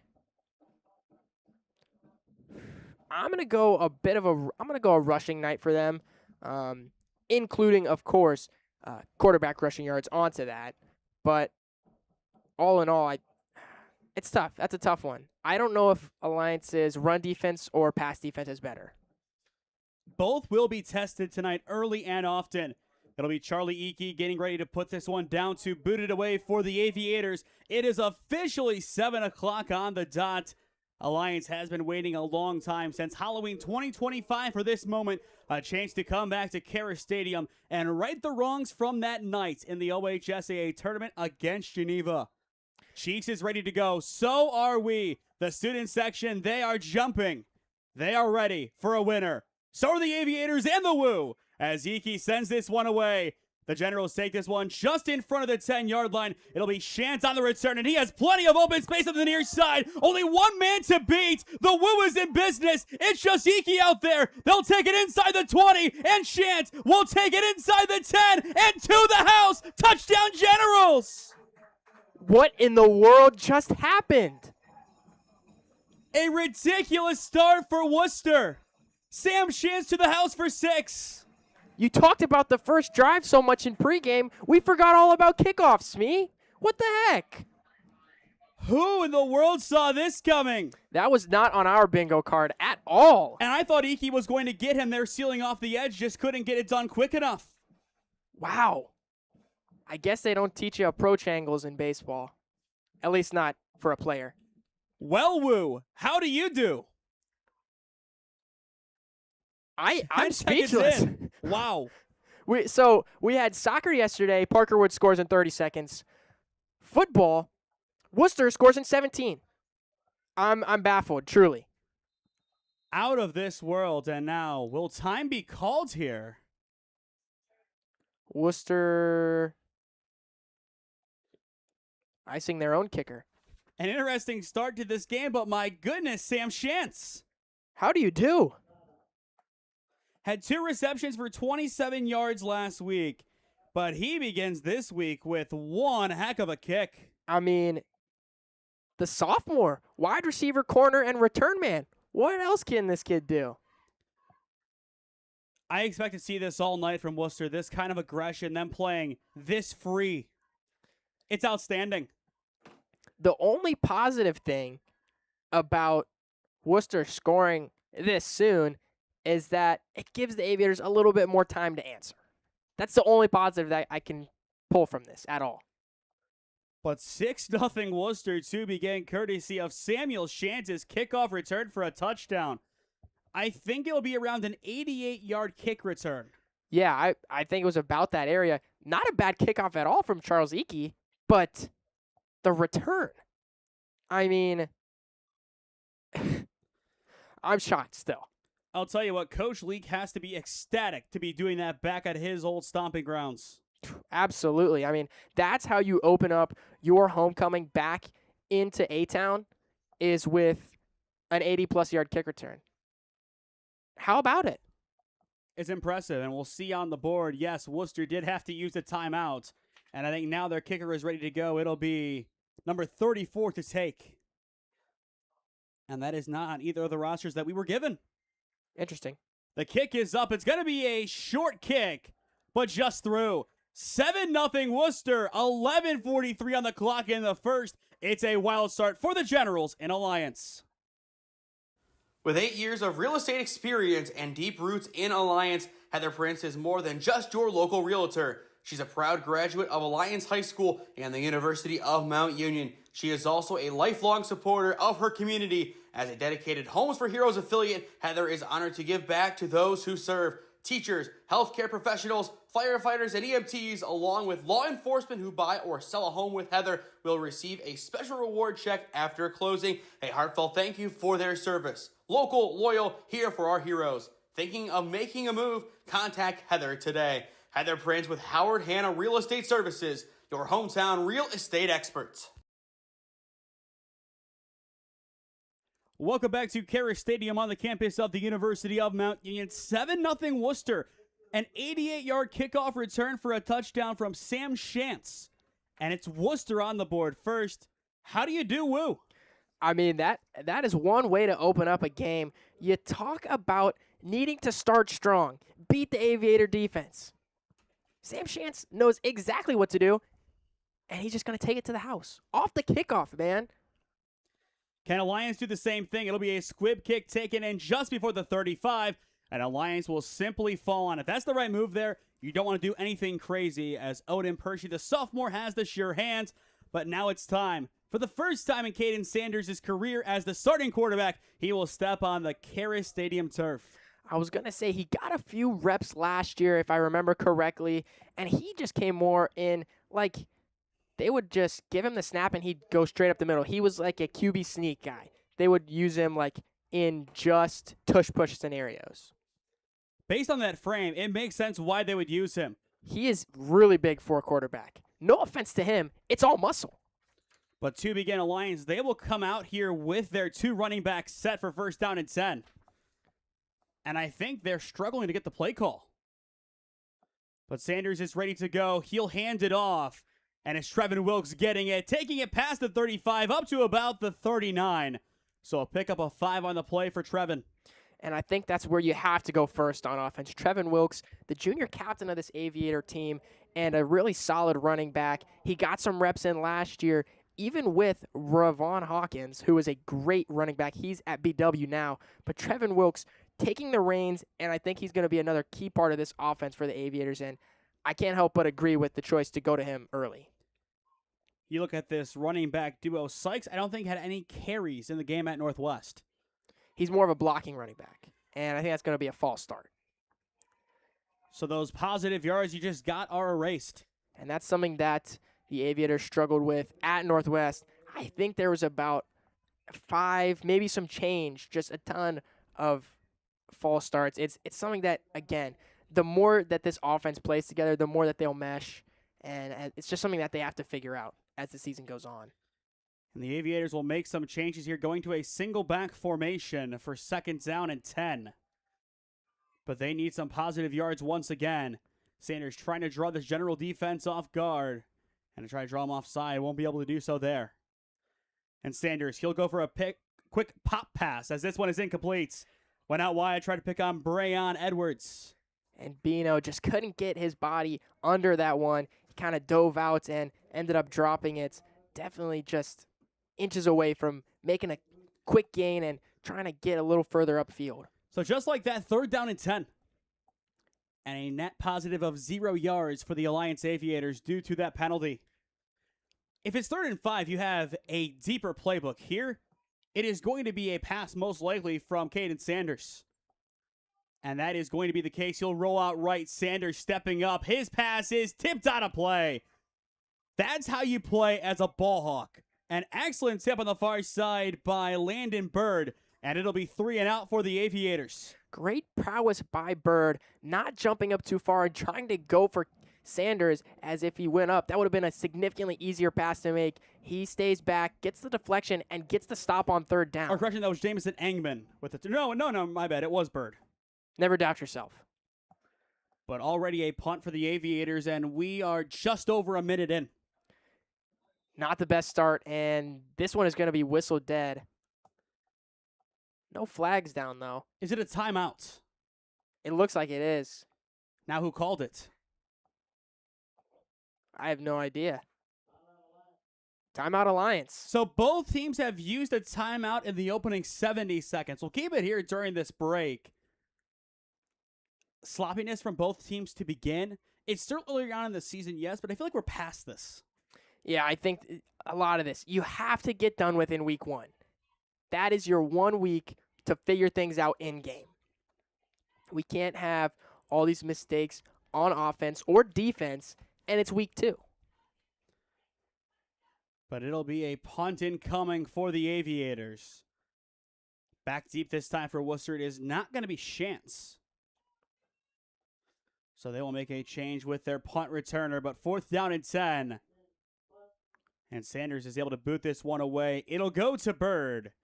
And he will pick it up. Has the return. This time not as strong as the first. Gets it past the 40, up to about the 43. And that is where Wooster will take over. Now a late flag will fly. So hold on a minute. We will see if that is actually where they do take over. If this is something after the play, it'll be a plus territory start for this Wooster offense. Already up 7-0. It's a big call coming up here. Yeah, it could be pretty pivotal. And, again, just give a huge boost to Wooster, who already is up 7-0. It'll be an illegal block in the back, so a positive for the Aviators. But for the first time tonight, we will see Griffin Sigenthaler take the field again. 14-26 last week, a $131, no touchdowns, but also ran for 82 yards. And I think that's it. That stat line gives me kind of flashes of J.R. Jackson getting it done through the air and also with his feet as well. So here comes the Wooster offense for the first time, taking over at their own 34. It'll be a double set with the running back standing behind Sigenthaler. And now motioning right, so if our research is right, this is going to be some sort of run. Look at all that motion. And a flag will fly, but it was a run. It was a handoff to Trey Leak. And just like you said, they like to motion a lot. You saw a running back motion and a wide receiver motion there all before the snap. It's what they do. I do also want to point this out here. I'm going to cover my notes. This quarterback-running back duo, they have the same exact stature as another duo in the OHSAA. Do you know who it is? The Feaster brothers? It's the same exact height and weight for Holy Name's backfield with Luke Hudak and Caden Parker. I thought you were going to say I was right. No, absolutely not. Darn it. Not even close. But first down and 15 for the Woo. Sigenthaler able to pick it up. He'll pull it back, running on the near side, cuts it up towards the 35, and is able to make his way to about the 37. Bobbled the snap, but still able to get a good positive run. Only picked up a few there, but it's better than the alternative. Yeah, and you look at that. They were already pushed back a few yards from the blocking the back on the punt. Then they get the false start. They're a little bit closer, but it's still 2nd down and 8 in their own territory. But this offense, they have shown time and time again, as Siegenthaler, I think, is going to whip something off the field. They can make plays happen. Their record isn't in agreement with what this team can do. And this one is going to be blown dead again. I think it was another false start. If I didn't know better, I'd think we were at a Pittsburgh Steelers game with all these yellow towels. Yeah, it's definitely not a good look for either team so far. I mean, we just hit 2 minutes in, and we've had, 3 false starts? Something like that. Yeah, we still have 10:01 on the clock in the first quarter. Brutal. I am not getting home tonight until 1 a.m. at this rate. I got a cross-country meet tomorrow, man. I have Tri-C soccer at 2. So tune in tomorrow. I got cross in the morning. Second down and 15. Screen pass caught. It'll be Bird as he'll get maybe a few back to about the initial line of scrimmage. It'll be about 3rd down and 9. A pickup of a couple on the play, and I think they're going to give them that extra yard, so it will be 3rd down and 9. But Siegenthaler, once again, will have to air this one out. And I'll say, another, kind of what we talked about pregame, just a good job by the Aviator defense, able to swarm over to Bird, and he wasn't getting any more than those 4 yards that he got. Had 60 of the 131 yards last week in the air for Wooster's offense. A focal point, had 3 receptions. He was the guy for this team last week, and I assume he will be the guy again this week. So 3rd down and 9. Siegenthaler, he'll drop back, pocket collapsing, he'll step up, he'll throw, passes, caught on the far side. It's a wide open receiver, Javon Mosley, and he is going to put this one on the ground. The Aviators pick it up at the 20. It looks like the forced fumble was by Bino Edwards, and Cash Brisker scoops it up.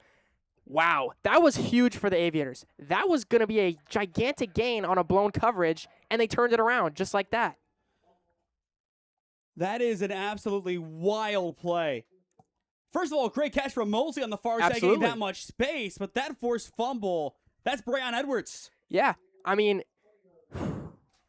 good job by Bino just being there and able to hustle back as, like we said, the coverage was completely blown, forces the fumble, Aviators ball. It's just like Worcester's second drive last week. If you want to say they scored in the first one being the touchdown, be my guest, they fumbled it away the second time around. And it'll be a run to begin, but a short-lived one as the ball carrier is tripped up. I believe that was Caden Sanders who kept it. Yeah, and that's another play that Coach Goodman ran with a little bit, just those little QB draws, either off, obviously off to the right or off to the left, but he ran that play a few times against Northwest, and I don't think it really worked out at all. So it'll be 2nd down and 9 after that gain of 1. You go with this bunch set. We want to see more passes, but Wooster, they expect the run. They'll commit to the run.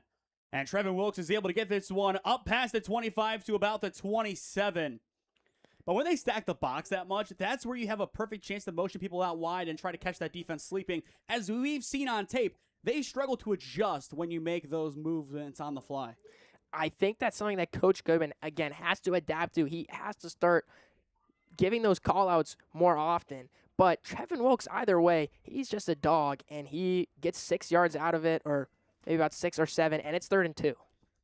The Aviators need this first down. Keeper for Sanders bumps it outside the hashes. He'll have the first down and more, taking this one to about the 39. So a nice pickup on the play from Caden Sanders. They'll give him the 38. The chains move, and the Aviators have their first down of their home opener. And that was a good look that time. Sanders takes it, keeps it off to the left, finds himself in an open field. Now, he doesn't really have the same speed factor that a player like Trevin Wilkes has, but he's still able to get it done. And that's all that you need from him. So for the Aviators, a fresh set of downs. Down by 7, but still well within this game early on as we still have 7:20 on the clock in the first quarter. Brisker sent in motion. Handoff will go to Trevin Wilkes, and Wilkes will barrel roll this one for a gain of 1, getting up to the 39. And right there, you saw a lot of motion in the backfield. Obviously, they're running these 2 back sets with Sykes and Wilkes, but then Bino Edwards gets motioned across, and I think that kind of opened it up a little bit, but still not enough for Wilkes to get a big gain. It's a motion party. You love Boss Man D'Lo, don't you? Chris did it for that one lacrosse game, and now it just has become ingrained. Sanders, he'll drop back to pass on 2nd down and 9, and Brisker can't hold on to it. And that's one that you just have to catch. It's the first good look through the air that the Aviators have had. Brisker just unable to hold on. You'll see here great pressure there by Mosley. He had the fumble on the last drive. But he knows what to expect from a wide receiver. He has that mentality and that mindset. Came in there perfectly, knocked away the ball, and it's 3rd down and 9 for the Aviator offense. Once again with their backs against the wall. For Wooster, they really shift between a 3-4 and a 4-3 quite often, and sometimes a 5-2. But right now it looks to be a pseudo 3-4. Sanders, he'll pass towards the boundaries. Pass is caught by Brisker this time for the Aviator, first down. No, it's not. They're going to say incomplete. I think it might have fell out when he hit the ground. That was a great catch, but just, again, could not hold on to it. That's 2 targets and 2 incompletions to Cash Brisker. Really late, he lost it. And again, just unfortunate. Javon Mosley with the breakup. So 2 pass deflections on this drive. And the Aviators are out of luck. They'll have to send this one right back to the Generals. And Sigenthaler will have another chance at it. Mosley's doing a great job covering Brisker so far, who we had marked down as one of the offensive threats for the Aviators. That punt's going to be really short. Right around midfield, so prime field position for Sigenthaler and company when we return to Kehres Stadium. 6:25 on the clock in the first quarter. It's the Woo up 7-zip on the Aviators. At Sports Zone, our state-of-the-art indoor facility features 2 batting cages equipped with pitching machines and Rapsodo technology, giving athletes the tools they need to elevate their game. We also have indoor soccer fields perfect for sports practices, leagues, private training sessions, and birthday parties. When it's time to take things outside, enjoy our 2 turf baseball fields complete with outdoor batting cages and bullpens. Whether you're training, competing, or just looking to get better every day, Sports Zone is the place to do it. Go to our website at sportzone.statstack.io or contact us at 412-313-4295 to rent out our facilities today. Welcome to Sports Zone, your premier destination for year-round training and competition. So first down and 10, a quick pop pass from Sigenthaler, a positive gain of the play. As we'll get this one up to the 48 as you are watching OHSAA football on Smee Sports in partnership with Skyward Studios. I am Nathan Smee. Alongside me tonight, Cooper Fontaine. The Wooster Generals are looking quite excellent tonight so far. I mean, they're looking primed to get their first win since 2024. 2nd down and 7, Sigenthaler, quick pop pass, once again caught by the boundary. And it'll be a gain of a few. They'll get into Aviator territory as it'll be 3rd down and short. But I will say, on defense, Dame Jones, nice job by him, able to slip that block and make the tackle before things could get any worse. That time it was Hudson Backstrom with the catch, the sophomore, getting it up to about the 46. So you need the 45 here. Odds are it's 2 plays to make it happen. So 3rd down and 1. It'll be a overlapping double set on either side. Sigenthaler tries to draw the Aviators offside, but to no avail. And I wouldn't be surprised to see some sort of motion here from this Wooster offense before the snap. But we won't. It'll be a handoff. They try to get the 1 yard, and based on the Aviators' tackle, they will. Alliance just pushed them forward. Yeah, it looked, I mean, from my perspective, I think the biggest factor was definitely Jaden Lott. Came from behind on the tackle, ended up pushing him forward a little bit. And just like that, it'll be 1st and 10 for the Generals. So that's a big conversion for them. That was Darius Howard pushing it forward for a gain of a couple, getting up to the, or rather down to the 44. So a trips right set for the Generals. They get back to work. And again, a flag will fly. False start again. That's 6 in the first quarter, I think. Something like that. 5 or 6. We have seen so many. And Wooster will have to march back a few yards. But I expect this game to be close from start to finish. But as things stand, the only bit of offense that we have seen is a kick return for a touchdown, which is really obscure. On the opening kickoff as well is just crazy. 1st and 15, Sigenthaler in the pocket, throws over the middle, pass is caught, Sam Shantz wide open. He had the touchdown earlier, and he has a big 1st down conversion. And right now, I think my biggest question is the Aviators secondary. We're seeing way too many wide receivers get wide open. And now whistles are going to blow here. Is this one coming back? I totally missed it. And it appears to be. Wow. The penalties right now are out of control. You erase a really big play. That was a gain of about 16 yards. Instead, it's going to be first down in a Walmart parking lot. Oh, my gosh. I think they're still calibrating it on the scoreboard, too. It's like Elliott when you had first down and 40. Oh, my gosh. That was a brutal moment last year. Still converted it, though. I still can't believe that actually happened, though. On So the score? first down and long, Siegenthaler, plenty of time, clean pocket. He'll take the shot up the far sideline, tries to find Bird, and the pass is caught. If at first you don't succeed, try and try again. Bird takes flight. First down, Generals. The Woo is back in business. I mean, it's in the name right there, Bird. He went up and he got it, and I think that was about a 40-yard pass.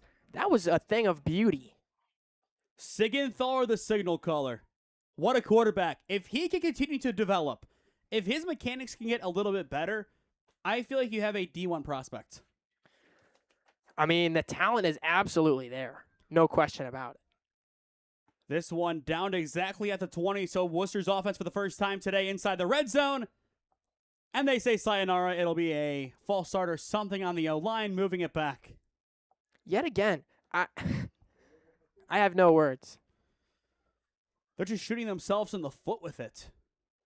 But this is still a very talented football team, and we're not going to deny that. We knew this heading into that it was going to be a tough game if Alliance looked to overlook them, which they did, and, well, what do you know? Right now, it's 7-0 Worcester, and they are in a prime spot to score once again. But they just have to get out of their own way. 3:20 on the clock in the first quarter. 5 wide. Now they will motion a back to the backfield. Fake pitch. Siegenthaler will keep it on the far side. Takes it inside the red zone. Cuts it at the 15. Goes for the hashes. Goes for the pylon. And is in for the touchdown. Oof, man. You have to credit that touchdown to Hudson Backstrom. Number 10. Watch him block on this replay. That is a difference between a touchdown and a stop. So 13-0 Worcester. Maybe not exactly the way I had it down in my notes, but I knew that this Worcester team was going to be tough. As expected. I thought Alliance, maybe they'd be there a little bit more. Maybe it would at least be 7-13. But Worcester definitely proving themselves to be a very good team right now. Definitely not what many people assume. And another flag before the PAT.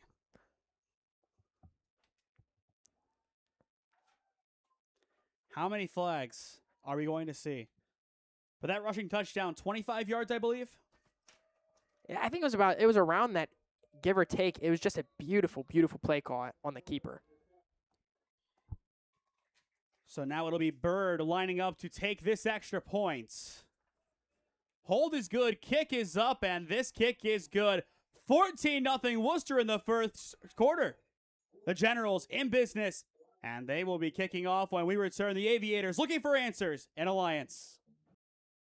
Big news for your foot, ankle, and leg health. The Lower Extremity Specialty Alliance, formerly the Alliance and Salem Foot and Ankle Clinics, has grown to serve you better. We have a new location in North Canton, plus 2 new podiatrists and a dedicated vascular physician. Get advanced, compassionate care closer to home. Call today to schedule your appointment at either of our convenient locations or visit us online at alliancefoothandankle.com.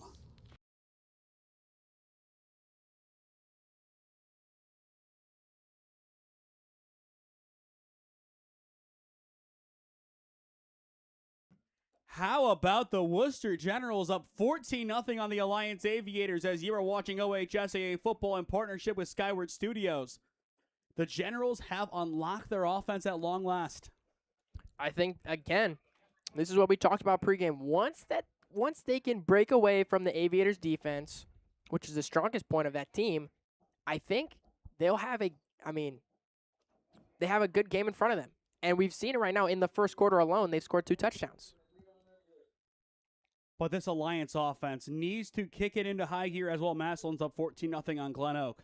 And it's an onside kick. Do the Generals have it? I believe they do. They just pulled a Pat McAfee on him. Oh, my word. The question is, did it go the 10 yards? I have no doubt Worcester recovered. But did it go 10? Yes. Oh, my word. They played it perfectly. That's how you got to do it. Still the first quarter. No one is expecting that. How about the Birdman, Landon Bird? He's doing everything right now. He timed his slide for when the ball would cross the 50. Wow. I mean, if you would ask some of the best soccer players in the world to do that, they couldn't do it. I'm sick right now.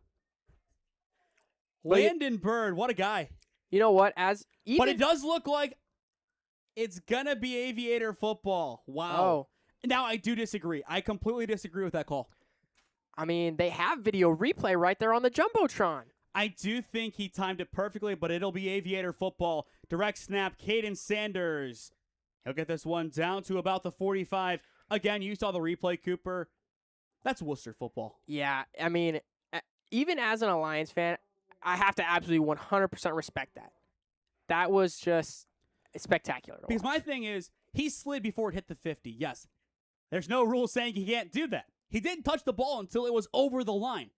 Yeah. Midfield was your line to get. He got it and then touched the ball. Nobody else moved. That should be Wooster football.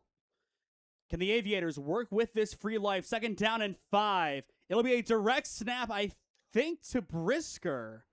And he's just moving the pile. That's the Wildcat right there. And they will stop forward progress at about the 33. I think he got about... And that should be a flag. Alliance gets a bunch, and then they shoot themselves in the foot. I missed it. Personal foul, a complete shove. I think that was Trevin Wilkes. Either That's not what you wanna Trevin have. or Joe Sykes. So either Watch it on the one of the replay. running backs. I think it'll show up at some point. When they exit the pile, there, it's on Joe Sykes. You can't do that. Not the time, not the place. You're down 14-0 with a good opportunity, and now you just push your team back. What is a personal foul? What is that, 10 yards in high school? At least. It's just so wild. Yeah, 10 yards. Because you had a great opportunity. Just put your head down, focus on the play at hand. You had a good play right there. Wildcat snap to Cash Brisker. Takes it 10 yards forwards. You're in a good scoring position. I mean, you're almost in the red zone. Instead, you're bumped all the way back here. And this time around, it'll be Trevin Wilkes trying to bump it outside at midfield. He'll get maybe a couple on the stumble. But it's a far cry from that great run you had from Cash Brisker. Just not the way you want to do it. Too sloppy, too sloppy. That has been the MO. I mean, that has been the message from both teams, despite the 2 touchdowns from Wooster. But this first quarter winding to a close, 90 seconds left. Alliance needs an answer. They need somebody to step up here in a big way. The question is, who can do it? The positive is they will begin the second half with the football, but we are getting more than ahead of ourselves. Sanders handoff. It'll be Trevin Wilkes getting the space he needs, piling forward. And the pile will take him to about the 39. And the question is, will they move the chains? I think either way, it was a good run by Trevin Wilkes. He's been one of the bright spots that we've seen. I think Sanders has been doing all right, and Wilkes has just been great running the ball. And they will move the chains for him, I think. Give him a first down there. 1:05 still on the clock in this first quarter. 14-0 Worcester. But Alliance looking to get back into this game somehow in some way. It'll be a trips left set for the Aviator offense. On the keeper, it's Sanders taking it right up the middle, and he will spin away for a first down. Gain of 11. And I like that expectation diversion. You see the Aviator stack on the bottom side of your screen, and Sanders just takes it himself for 11 yards. It's what this Alliance team can do so well, catch teams off guard. And if they play this kind of quick tempo, they can't continue doing that for the rest of the game. And who knows, maybe they will be able to come back from this 14-0 deficit. And that's what we talked about pregame with the Wildcat. If you can catch a team off guard with that, that could be huge. The offense back to work. Sanders again on the keeper. Now keeps it inside the numbers. Cuts it up the field towards the 20. They'll get him down at about the 22, but a gain of about 7. And that should about do it for the first quarter. And I believe that is going to do it for the opening 12 minutes. Wooster strikes twice. 2 big touchdowns, one a kick return, the other a scamper from Griffin Sigenthaler. Through one at Kehres Stadium, it's the Woo up 14-0 as you are watching OHSAA football on SmeeSports. With 8 years of real estate experience and deep roots in Alliance, Heather Prince is more than just your local realtor. She's a proud graduate of Alliance High School and the University of Mount Union. She is also a lifelong supporter of her community. As a dedicated Homes for Heroes affiliate, Heather is honored to give back to those who serve. Teachers, healthcare professionals, firefighters, and EMTs, along with law enforcement who buy or sell a home with Heather, will receive a special reward check after closing. A heartfelt thank you for their service. Local, loyal, here for our heroes. Thinking of making a move? Contact Heather today. Heather Prince with Howard Hanna Real Estate Services, your hometown real estate experts. Big news for your foot, ankle, and leg health. The Lower Extremity Specialty Alliance, formerly the Alliance and Salem Foot and Ankle Clinics, has grown to serve you better. We have a new location in North Canton, plus 2 new podiatrists and a dedicated vascular physician. Get advanced, compassionate care closer to home. Call today to schedule your appointment at either of our convenient locations or visit us online at alliancefootandAnkle.com. 14-0 your score at Kehres Stadium as we return to the action for the second quarter. You are watching OHSAA football on SmeeSports in partnership with Skyward Studios. Handoff to begin the second, and Trevin Wilkes is stuffed. The Wooster defensive line stepping up for a big play. It'll be third down and manageable for the Aviators, but still, they have some work to do. Yeah, and I think that time you got to load the box. You got to jump it. I think that was like the third or fourth run play that they ran in a row. And the scoreboard's going to say 2nd and 11, but I don't know exactly how accurate that is. Not at all. It should be 3rd and 5. There it is, third and 11 now, but that's still not right. Yeah. So it'll be 3rd down and 5 for the Aviators. They need to take this one down to the 18. Wilkes on the handoff, has the space up the middle, gets the first down and more, spinning past the 15 to about the Wooster 12. And good job by the O-line. They're just opening it up and letting Trevin Wilkes do his thing. He cuts to the left and makes a good gain, gets the first down, and they are officially in scoring position right now. This is what they needed. Do you go back to the pass, or is this just going to be smash mouth Zach Slates-esque football? That's a tough call. They're stacking 3 on that far sideline. Sanders is going to take it himself up the middle, but nowhere to go. Yeah, nothing going on for him there. Gets a little bit on it, but still absolutely stuffed, and that's what you expect from this Wooster defensive line. But that's the power of Caden Sanders. You look at his frame. He has enough to move the pile around 200 pounds, standing at 5'9". So not the tallest guy, but still a guy that can move the pile a little bit. It'll be 2nd down and a couple for the Aviator offense. Sanders, he'll go out wide, screen pass, caught by Brisker, has the block, and has the touchdown. And there it is. Coach Goodman writes up a beautiful play as Cash Brisker is going to waltz in to the far side of the end zone. That's what they needed. A top-tier play. No doubt about it. I mean, it's what they needed to do, and I think that's what Coach Goodman brings to the table is well-designed plays and creative plays at that. So now we're actually going to see the first PAT for Charlie Ike in his football career. We will let Mr. Ike be. Hold good. The kick is no good. Oh, man. Char letting us down. You know, it's all right. I understand. It's okay. But let's go back to that touchdown pass. It wasn't the best pass from Sanders, but it still gets the job done. Those pop passes will help this team going forward, especially if you have that threat of another pass from Cash Brisker.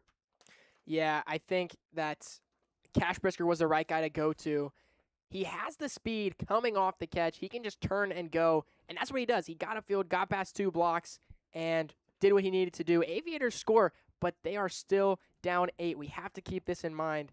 I mean, playing down 14 in the first quarter, it's got to be tough. And now on this return, how do you deal with this dangerous return group? I think, the special teams unit, they're coached very well, but it's so hard to contain. I mean, a player that we've already seen, a player like Sam Shantz, who can take it to the house, very skilled. It's a thing of beauty to watch him return the ball, and it's going to be a tough one to cover, no doubt. So Iki back at it. We'll send this one away. And my question is, do the Aviators become a team that always go for two? Do they play high school football Madden style? I don't know. I think it depends on if they can get Iki to be a little more reliable. That one played very short. It'll be taken in at around the 35. Wooster gets this one up to about the 45 where they will take over. You go back to weeks prior. This is about where this offense stalls. They have a good couple of drives to begin. Of course, you have 14 points because of that opening touchdown return and then Siegenthaler having a rushing touchdown of his own.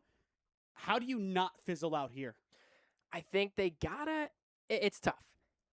If Kellerman's defense for the Aviators is able to adjust to what Wooster has been putting together, I think they have to figure out a way to make a change on offense.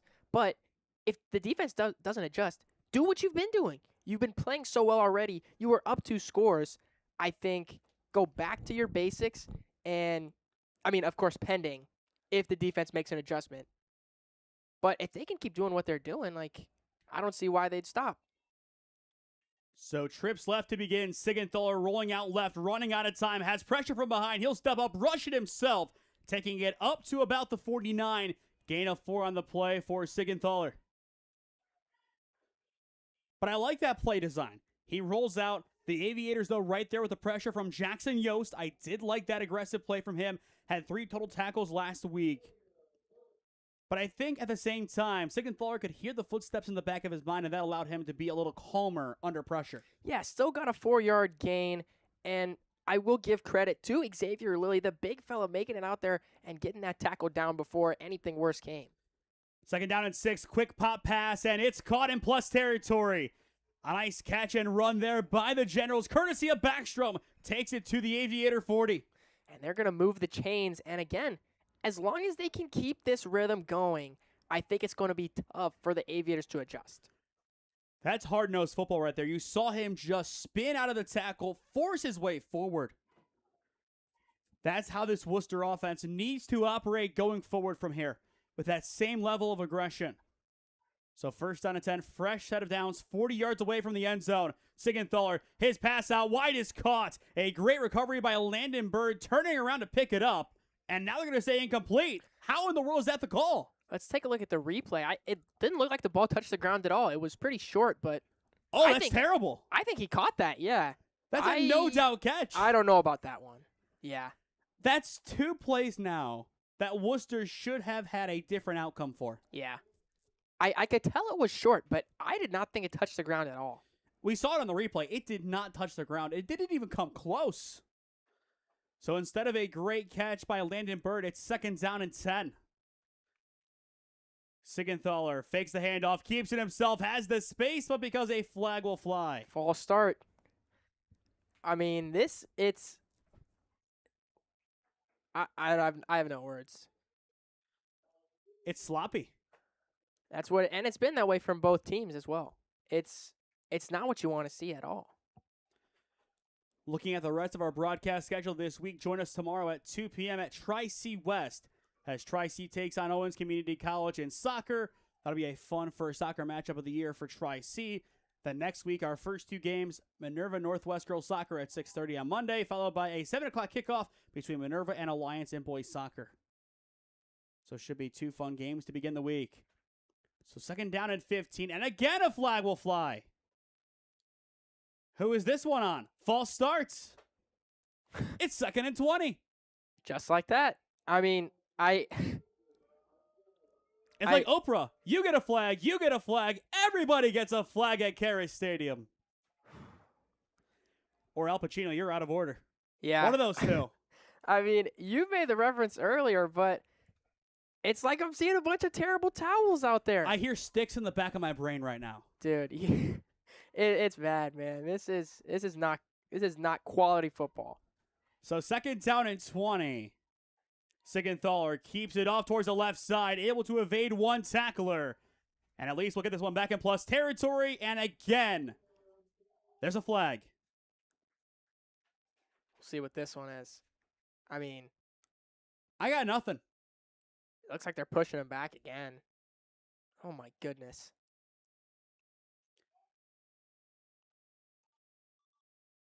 We might see 2nd and 40 at this rate. Give me flashbacks, man. Give me flashbacks to Akron Ellet. And again, I hate to go back to it, Cooper. If they would have called it properly, it's 2nd down and 5, and you avoid all of this. Again, you saw the replay. That ball was not close to the ground. Yeah. So, it is 2nd down and about the walk it takes me to go from here back to my townhouse. So I think that one might have been a personal foul if they went back another 10. I think so. Siegenthaler dropping back, has a clean pocket, goes over the middle, pass is incomplete. It should have been picked off right in and out of the hands of an Aviator. Marquell Williams right there. I mean, it hit him square in the chest. You watch it on the replay. He was right there. He didn't even think that ball was coming to him. Siegenthaler threw it anyway, but what should have... And it's getting pushed back again because of another flag. You got to be kidding. No, I'm serious. Take a gander. Surely you can't be serious. I don't know who Shirley is, but I'm serious. Don't call me Shirley. How many references can we bring out here? Oh, man, we're going to have to make it a challenge one of these weeks. So go back to 6. This jig is not up. Oh, man. So are we just... It looks like a replay of 3rd down and 30? Or did they get pushed forward? I'm lost at this point. It's 3rd and 30. Siegenthaler dropping back, has the clean pockets. Rolling out right, has the time, goes over the middle, pass is complete. As it's a heavy hit against Sam Shand. Still able to hold on, but it's not going to matter. It's 4th down, and here comes the punting unit. That time, Marquell Williams got his get back for that dropped interception as he makes a big-time tackle, stopping the Generals from going any further downfield. And 4th and 28 off of like 5 flags is just ridiculous. We still have 7:30 on the clock in the first half. It's 7:44. We ended the first half with 50-plus combined points last week at around 8:25. And I think I accidentally set an alarm for 10 p.m. tonight. Oops. That's a mistake. I'll be driving home at that point. That's not good. Man, I need to go home and rest. Time is going to be called, though, so we're going to step aside real quick here. 7:13 on the clock in the first half, 14-6 Wooster. At Sports Zone, our state-of-the-art indoor facility features 2 batting cages equipped with pitching machines and Rapsodo technology, giving athletes the tools they need to elevate their game. We also have indoor soccer fields perfect for sports practices, leagues, private training sessions, and birthday parties.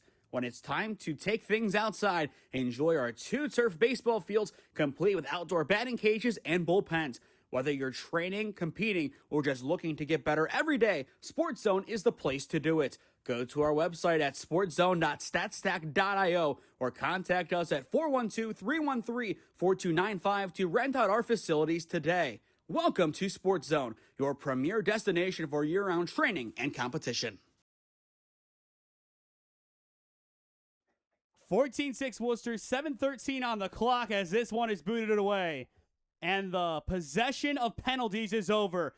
Brisker takes this one, has the space on the near sideline, up to the 45, and a heavy hit. It's going to be a personal foul. And this is where this one gets chippy. But my goodness, it's like watching Ray Lewis. Linnell Johnson. How do you do? That was a monster block. A little too monstrous, though. And a good return by Cash Brisker. I think we're going to get a great angle on the replay. Oh my gosh. Wow. We might have to clip that, dude. Oh my word. You got some barbecue and you didn't invite me. Gus Johnson, yeah. We need to start bringing that energy. Oh man. So he is still down. And Cash Brisker, it was a good return, but I don't know how many yards they're going to take off for that. As well, moments ago, McKinley a pick 6. Ooh, that could be big. What's the score on that game right now? Trying to find right now any score that we can. It's going to be tough to see all the scores, of course, but We'll see what we can find during this break. It's 0-0 the last I saw, but of course a pick six implies points. So clearly not the score. Well, either way, the Aviators are going to be sent way, way back due to that. I mean, definitely a personal foul. But still, I think right now they just need to, they need to get in rhythm. And it'll be a keeper to begin. Sanders nowhere to go. He will just get back to the line of scrimmage as well. Score update from Gilmore Academy. Through one, no score between Holy Name and the Lancers. Oof, they're teasing us with our predictions. We don't have any scores, nothing to go off of right now. But as always, go Namers. As always. I think it was yesterday I wore my Holy Name socks. I wear them at least a couple of times a week. I don't have any Alliance socks. I'm going to have to get some. You got to fix that. So second down and 10. Sanders will throw over the middle, and it's picked off right to the Wooster defense, and they're back in business. What a catch from J.R. Wright. That's a ball hawk if I've ever seen one. Wow. Just like that. Good return from Cash Brisker. All of it. Just taken aback, and now the Generals are in incredibly good position. And J.R. Wright is letting the visiting fans know, as he should. He's fired up. Enjoy this moment, number 12. It's his moment. And right now it feels like it's Worcester's world that we are just living in. Yeah, this is not the mark of a team that hasn't won a game since 2024. They're a team born anew right now in this game. You must hate that I brought up the correlation between them and that shutout. Yeah, man. Really didn't make me feel great, but it is what it is, I guess. Sigenthaler and company back in business. First down and 10 for the Generals. He'll keep. Sigenthaler takes it himself inside the 10. Excellent spin move inside the 5. And he will be downed at about the 4. Sigenthaler with a nasty spin move. I mean, that was a thing of beauty right there. Look at that. Buttery smooth. Again, this Wooster team, they have the quality to win football games, and they are proving it tonight. They had, I believe, an 11% chance, according to On3Sports, to win tonight. They're defying the odds every minute.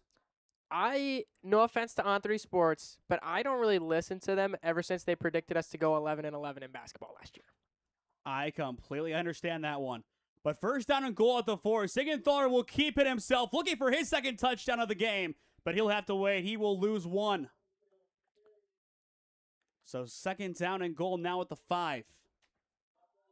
But I'm sure the traveling Worcester fans are quite pleased with what they have seen this first half.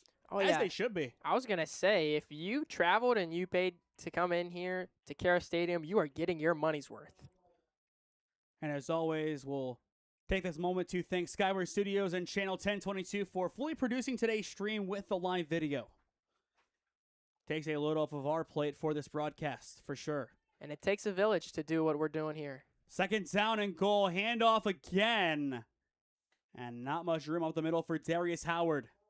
Gets maybe a couple on the play. It's third down and goal, and it is decision time. And now a flag will fly. If this is on Alliance, it's no longer decision time. It's half the distance, and you have a fresh set of downs. And I think it is a personal foul. I mean, it's just like, what are we doing right now? And I think that was Cam Cagna on the sideline who got that great shot of the flag right in the end zone. That was a nice shot. Shout out to Cam Cagna. He's a fantastic cameraman. He's in the Saquon Barkley jersey today, so I do question that. He's always got one of those on. I mean, if you see him at school, he's got Jahmyr Gibbs. He's got everyone. It appears to be third down and goal. So you have 2 plays to get about 2 yards. The Generals looking to restore a 2-possession lead. Sigenthaler spins out of it. He will throw. Pass is caught for the touchdown. Javon Mosley this time hangs on. And it's Wooster up 20-6 on the Aviators. Great play call there by Wooster. You got about 3 guys rolling out to that left corner of the end zone, and one of them's going to be open. And just like that, Worcester's back up 2 scores. And for Mosley, That's one that he has been waiting for. He wanted an opportunity to make amends for his drop and fumble earlier. Well, there you go. 4:28 on the clock in the first half. Wooster looking to make it 21-6. And they will do just that. What a game this has been so far for the Generals. When we return, the Aviators offense has to have some answers. Down 21-6 at home to the Generals. Big news for your foot, ankle, and leg health. The Lower Extremity Specialty Alliance, formerly the Alliance and Salem Foot and Ankle Clinics, has grown to serve you better. We have a new location in North Canton, plus 2 new podiatrists and a dedicated vascular physician. Get advanced, compassionate care closer to home. Call today to schedule your appointment at either of our convenient locations or visit us online at alliancefoothandankle.com.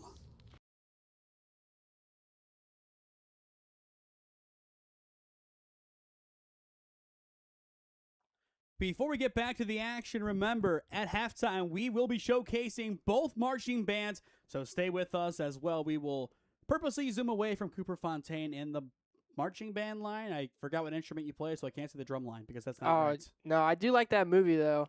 No, I play saxophone. I'm actually going to be right in the front, so they probably are going to get a shot of me, just in spite of you saying that as well. Oh, no, don't do it. This is my 5 minutes of fame, Smee. We'll allow it this time, but 21-6 Wooster. What a first half it has been for the Generals. And I'm surprised we haven't brought it up yet, but they are wearing Pitt-inspired uniforms, it appears. This one picked up on the far sideline for the Aviators, and not much of a return by Odin Percy. Second time he has been called upon today. But I will say, the big thing on that return, no flags. They cleaned it up a little bit. That's what the Aviators need. And I will say Wooster as well, they did a lot better job on that last drive. It was just a clean few plays and in for the touchdown. But right now, the Aviators have to answer. We are 4 minutes until halftime, and you're down 2 scores. Who do you turn to? I think you can go one of 2 ways. You have to go Trevin Wilkes or Cash Brisker.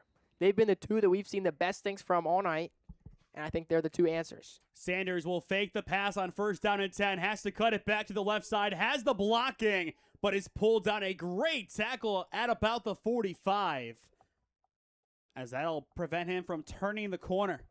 I think he'll get about 3 yards there. Not bad, but definitely not what Goodman wanted out of that play. Again, it's Sam Shantz with a massive play. Man, he has been huge for Wooster. If he doesn't make that tackle happen, at least a first down, most likely for Caden Sanders, based on the space that he has.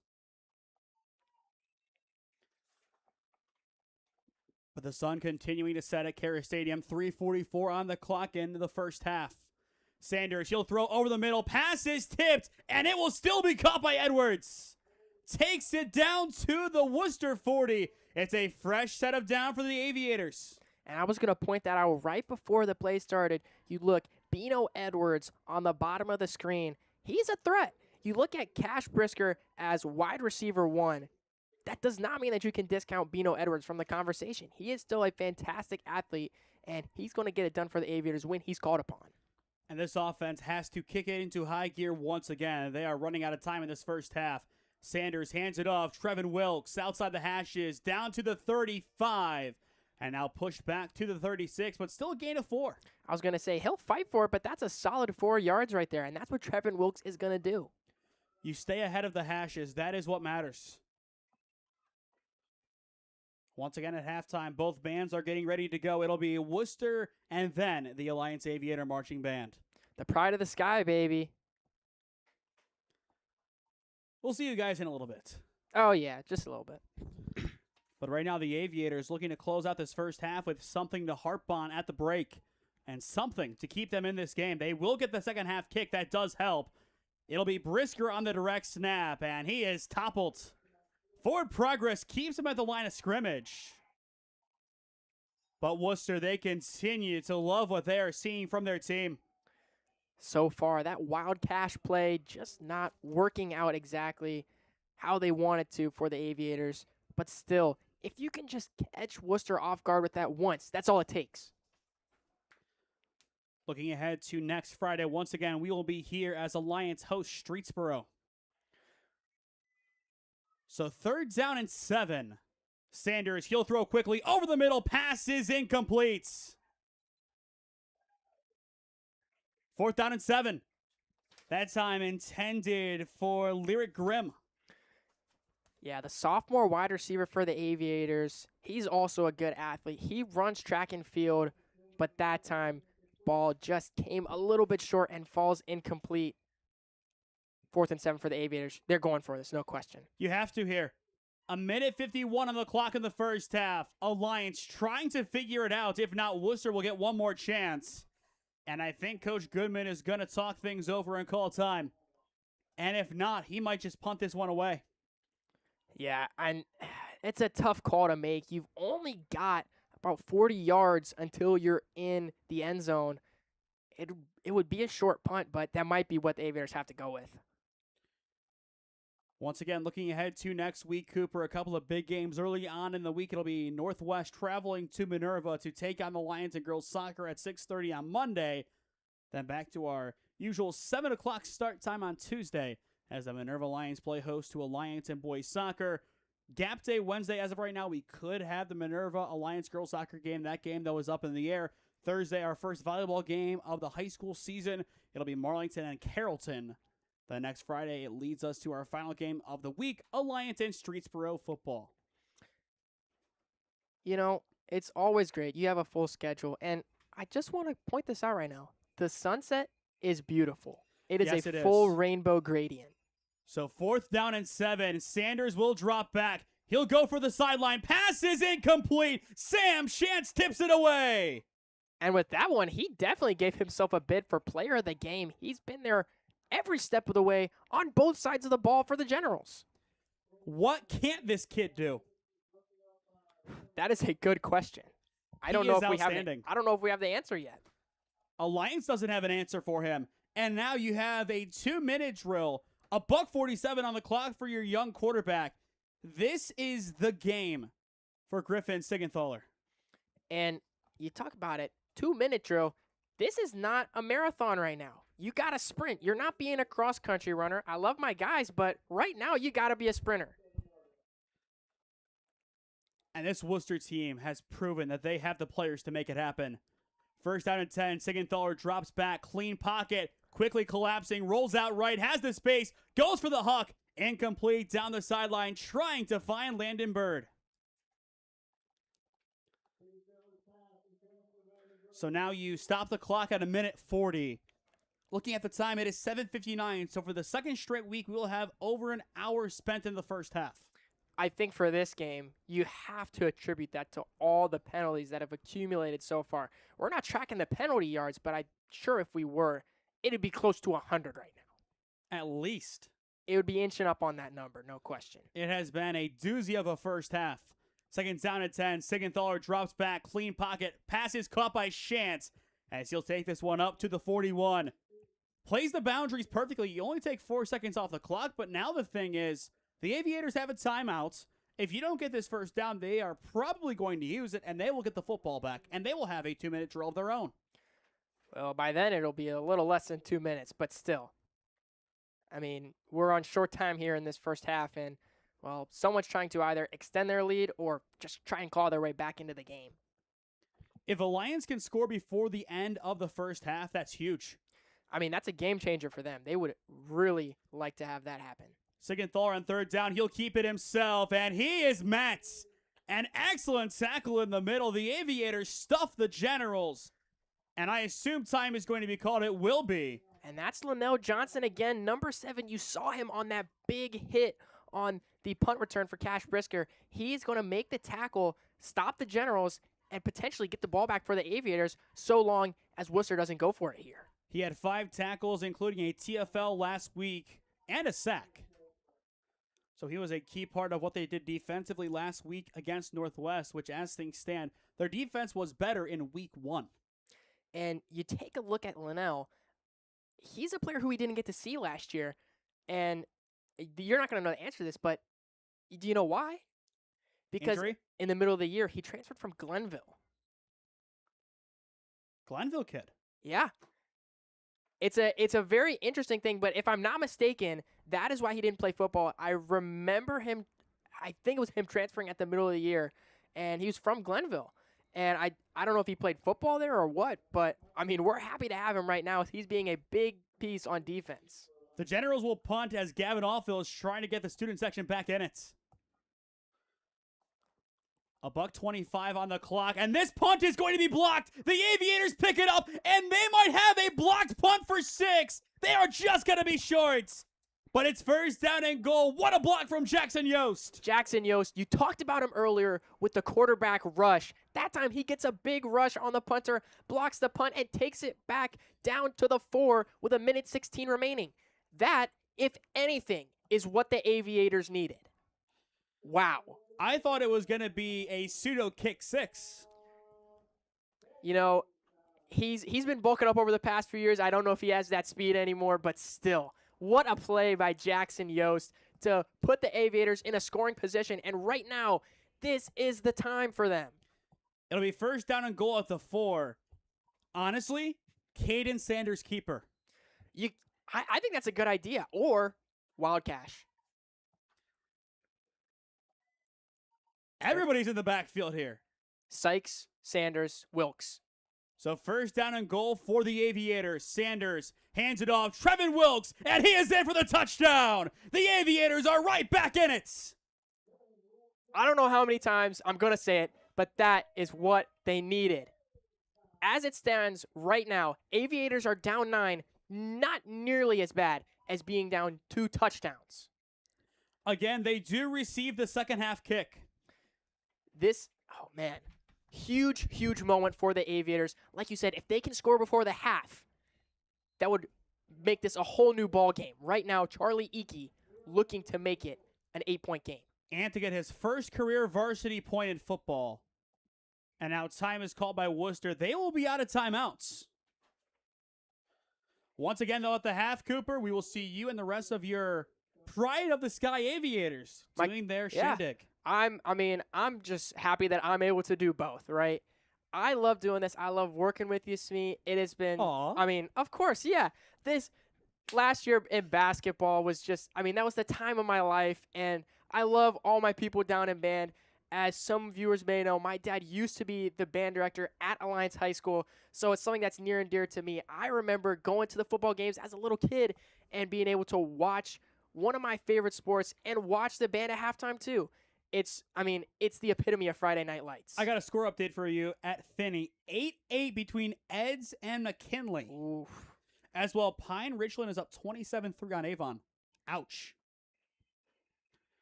So a big kick coming up here for the Aviators, and it's going to be muffed. Edwards nowhere to go. It'll remain a 2-score game. I think right now the Aviators have to really just start considering going for 2. For their and now some words, PATs. You got to be careful there. No. That was number 24, Coker. Kind of put his hand on a general. You can't do that. Oh, was that Tave? Oh, no. I got to check the roster. If that was Tave, I'm going to be mad at him. Yep, Tavian Marks Coker. Come on, Tave. It was a light touch, but again, it could be misconstrued. You can't get too cheeky there. That's something that you cannot do. Is that a call out for Charlie Ike? Not exactly, but I like your thinking. I know all the references. I have the full playlist and the full playbook. Oh, yeah. Smee, infinite ball knowledge right here. This guy is untapped. Unk? I wasn't going with Unk, but whatever you say, man. I've been covering high school football since my head got bashed in now 5 years ago, so it's been a while. 5 years and, over, 5,000 subscribers later. Look at what you've built. I also want to count the 1,000 I got for Holy Name Athletics. I'm going to count those too, so a little bit more. Make it 6. I was just going with 5 and 5. Oh, I know. I appreciate it. Yes, I do. I want to count the ones I got for Holy Name Broadcasting too, because that's respect. That was a joy of a lifetime to cover that Final Four team in 2022, cover a team that I played for in 2021, and get to see my guys go out on top as seniors in 2023 at Forge. We wanted that game at Canton South. We wanted Poochie, Snyder, and company, but we got to end out on a win, and not many programs can say that. But Ike will send this one away for the Aviators. Still 1:12 on the clock in the first half. This one rolls all the way inside the 15. And this is where Mosley will begin his return. A flag will fly. He'll be down at the 29. And Demir Jones, he is livid and loving it on the far side. as a football player right now, you have to act like a maniac. Yeah, man, you got to get everyone hyped. Players, crowd. I mean, look at Dame grabbing by the shoestrings, rapping and rolling. That is a textbook ankle tackle right there. I mean, that is a thing, again, I don't know how many times I got to say it, a thing of beauty. And apparently there's a flag on the play. So we'll see what happens here. I think you said you were going down like 10 minutes ago at the 1 minute mark, and we still are not there. Yeah. Well, there's no timeouts left, so yeah, I'm not sure. But we did see Wooster use the boundaries quite well. That's true. That's true. We do have to keep that in mind. It'll be another long first half. But I got to say, this second quarter has been really exciting. You take all the penalties aside, right? I mean, it's been fun to watch. It has been. This is way better, and no offense to my Aviators, but this is way better than week 1. I think they agree with you and take no offense to it. So first down and 10, handoff to begin the drive. It's Leak getting it, and he will be swarmed at the 20. Maybe a gain of 1, and I think this is where both teams just kind of draw their line in the sand and decide we're going to go to halftime. Cooper, good luck with your band show. We'll have Mr. Fontaine joining us again in the second half. Glad that we were able to have him do both this year. Really grateful to Alliance's band director for allowing us to have him during the game. And then, of course, we send him on his merry way for halftime, which we will do for the rest of our Alliance coverage this year in football, which includes the SmeeSports game, the Minerva game, and the Carrollton game, all of which come up in September. Down to the final 30 seconds of this first half. Once again, stick with us for the halftime shows for the bands, as this will either be a false start or an encroachment. And I think based on this reaction from Wooster, it'll be an offside call against the Aviators. Again, I don't think there is anywhere near enough time for them to change their mind and decide that they're going to go out here and try to score. I think all things considered, they are going to go out here and keep it where it is heading to the half. So the clock will run here, most likely the final play of this first half. And Siegenthaler wasting as much time as he can. I don't think he does have to snap it, but he will hand off again to Leak. And Leak will take this one to about the 26, and that'll take us to the halftime break at Kehres Stadium. 21-12 Wooster, your score. The Generals looking for their first win since October 11th, 2024. As both teams make their way to the locker room, we will make way for the Wooster Generals Marching Band as you are watching OHSEA football on SmeeSports in partnership with Skyward Studios, as it is Wooster up 21-12 at the half over the Aviators. At Sports Zone, our state-of-the-art indoor facility features 2 batting cages equipped with pitching machines and Rapsodo technology, giving athletes the tools they need to elevate their game. We also have indoor soccer fields perfect for sports practices, leagues, private training sessions, and birthday parties. When it's time to take things outside, enjoy our 2 turf baseball fields complete with outdoor batting cages and bullpens. Whether you're training, competing, or just looking to get better every day, Sports Zone is the place to do it. Go to our website at sportszone.statstack.io or contact us at 412-313-4295 to rent out our facilities today. Welcome to Sports Zone, your premier destination for year-round training and competition. Good evening, ladies and gentlemen. It's halftime. And the Wooster City Schools is proud to present the 2026 Wooster High School Marching Band.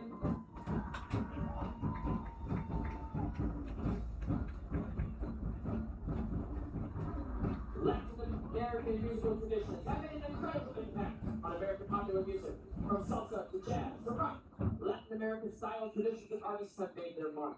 Tonight, we aim to celebrate famous American Latin musical artists.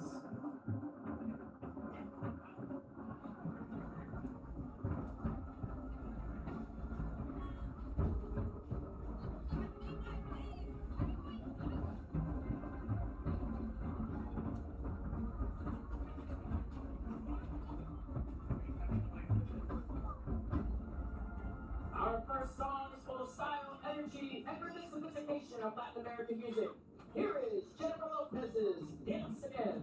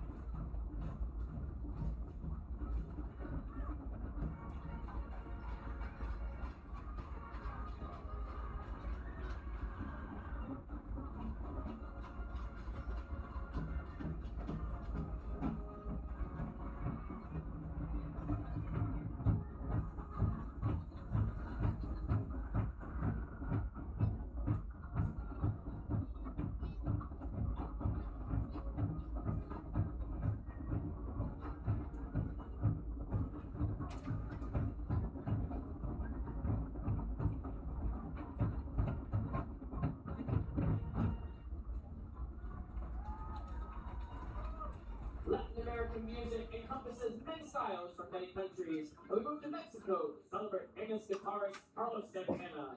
Here's a medley of two Santana classics, Oye Como Va and Smooth.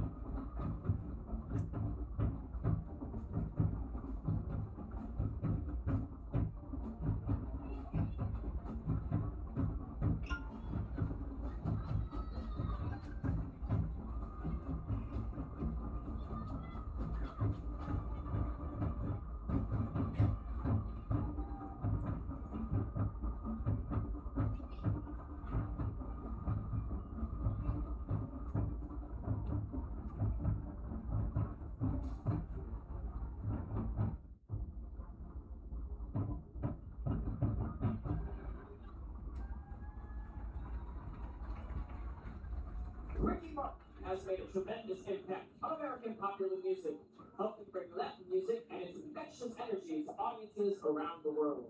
His music is known for its powerful rhythms, high energy, and ability to get audiences moving. His next selection captures the passion and excitement of Latin culture, and it will make you want to dance. It reminds us to embrace the moment, give it everything we have, and play with heart. Please enjoy Ricky Martin's The Cup of Life.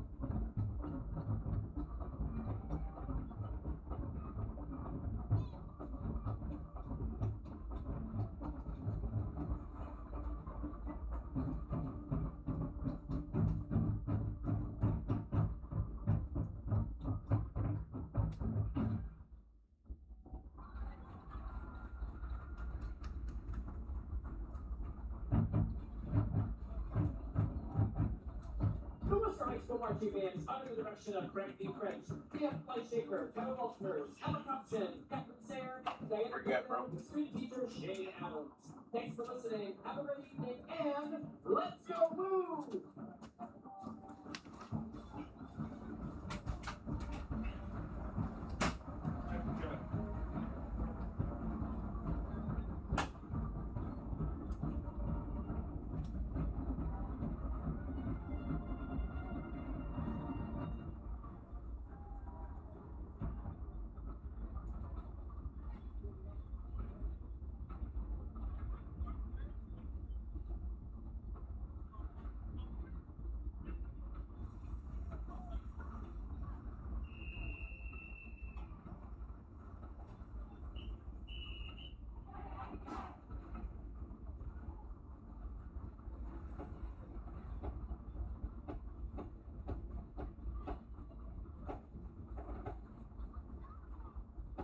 Ladies and gentlemen, please welcome to the field under the direction of Charles Page and Assistant Director Nathan Pate, the pride of the sky, your 2026 Alliance Aviator Marching Band. The band's instructional staff includes color guard instructor Kelly Eubank, majorette instructor Stacy Breeden, and percussion instructor Patrick Burst. The pride of the sky is led onto the field by Field Commander Maddie James. Tonight, the aviators take you on a musical journey through the decades with their production, Flight Through the Decades. Get ready for a high-energy trip through the rock and roll that defined generations. We begin our journey in the 1970s with the rock anthem that helped define the era. So turn it up, get on your feet, and get ready to rock and roll with Kiss.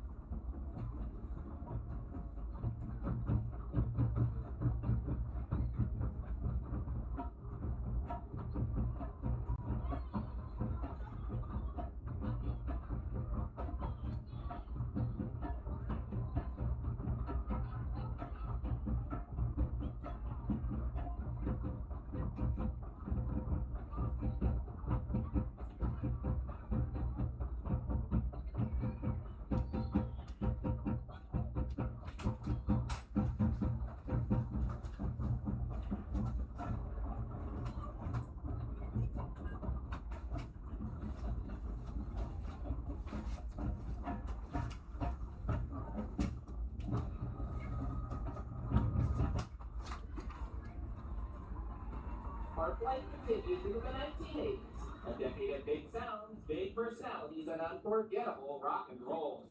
The question is simple. Should I stay or should I go? Here's the clash.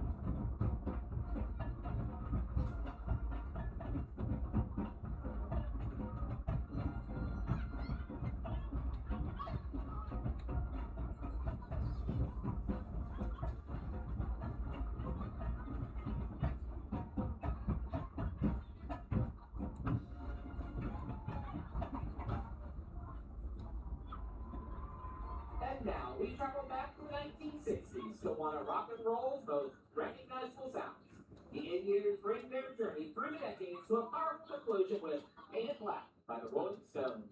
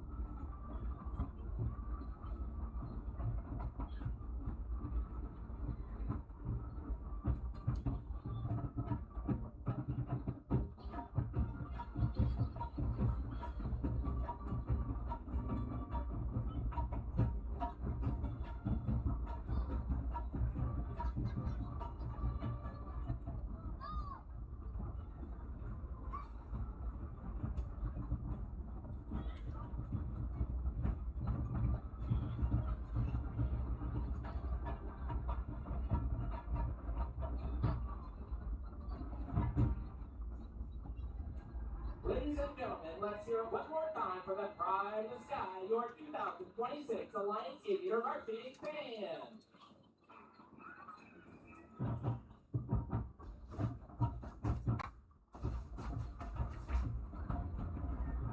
That was quite 3 decades. Thanks for being a great audience, and go Aviators!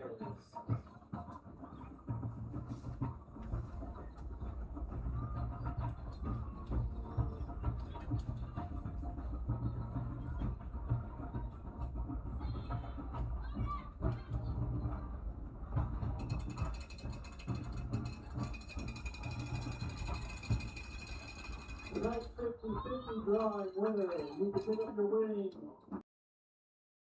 With 8 years of real estate experience and deep roots in Alliance, Heather Prince is more than just your local realtor. She's a proud graduate of Alliance High School and the University of Mount Union. She is also a lifelong supporter of her community. As a dedicated Homes for Heroes affiliate, Heather is honored to give back to those who serve. Teachers, healthcare professionals, firefighters, and EMTs, along with law enforcement who buy or sell a home with Heather, will receive a special reward check after closing. A heartfelt thank you for their service. Local, loyal, here for our heroes. Thinking of making a move? Contact Heather today. Heather Prince with Howard Hanna Real Estate Services, your hometown real estate experts.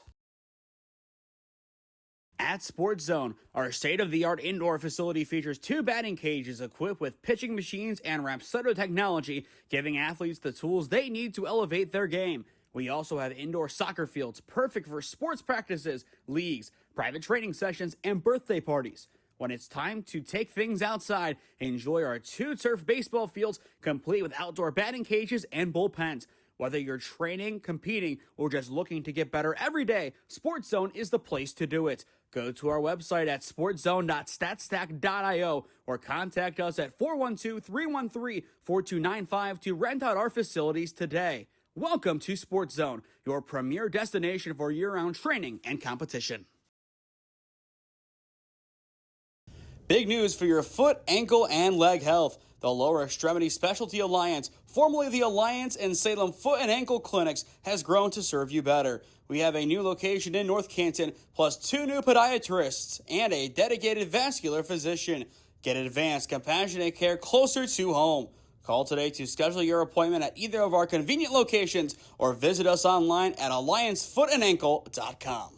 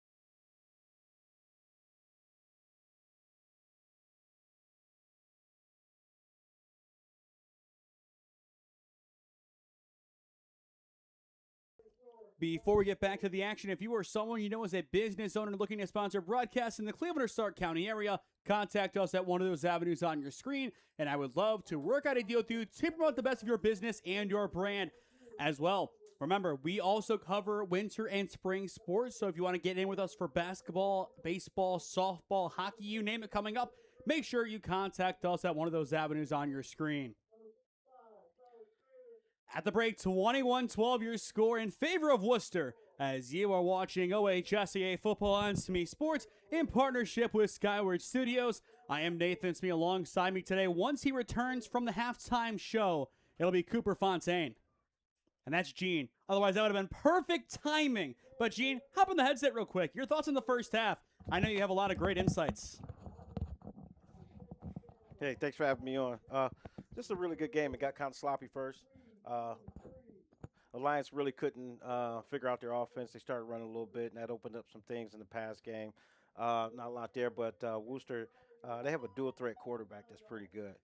Like him, poised in the pocket, not getting enough pressure on him, kind of sit back doing what he wants to do. So maybe the second half they'll try to put some QB pressure on him, try to change his trajectory. In your mind, is there a score to get to that you'd feel confident with either of these teams having and winning? Well, I think Lions coming out of here in this second half with the ball, I think if they score, it definitely changes the game a whole lot. So, but defensively, Wooster plays a lot of players both ways. Sam Schmetz, I believe it is, number 14, number 0. So those guys have been pretty productive back there. I think they just got to maintain it on defense. I think they can get out here with a win. It's a talented roster all the way around, Gene. Thank you for joining us as here comes Cooper Fontaine. It'll be a seamless transition off to Cooper. I did see you on the screen a couple of times. You guys did sound great, and I do love me some Paint It Black. Oh, thank you, man. Thank you. I think we have a pretty good show through the decades. Flight through the decades. Get it, flight, because we're aviators. Ha-ha! I was stalling because I need a breather. We'll give you one. An exciting first half all the way around. As Gene said, it was a slow start for the Aviator offense. They started to pick it up. But if they score to begin this second half, that changes everything going forward as well. I did have a quick word with Charlie Eakey in the locker room as I was going downstairs to check on some audio things. I just told him, keep your head up. He was smiling. He was in good spirits, which is what you want to see, as I assume at some point he will be asked to step up here and make a big play, whether it be an extra point or potentially a field goal. Yeah, maybe. I mean, we can't rule onside kick out of there. He's a crafty guy, that's for sure. I don't think it would be out of his range. But yeah, I mean, I agree with absolutely everything you touched on, and it's going to be a good second half, that's for sure. And I think his mental fortitude is really the big selling point for Charlie Eakey. Yeah, he's been one of the biggest performers when called upon during baseball season, and I think that's, he's a glass half full kind of guy. Always. He is an optimist. He always has his head on straight. And this one will be an onside kick. Alliance picks it up, and there's the boom. Holy smokes. It's a statement of intent to begin the second half by Wooster Special Teams. It's Javon Mosley laying the boom. When you talk about, trucking someone, that's pretty textbook right there. But the fact that Odin Percy held on to it, that is impressive. Yeah. And that's respect, especially from coming from a guy who's playing all JV last year, gets called upon. He's been big in the special teams. We've called his name probably 3 or 4 times. But that is a massive hit. But first down and 10 for the Aviators because of the extra point misses. They are down by 9, so a 2-score game.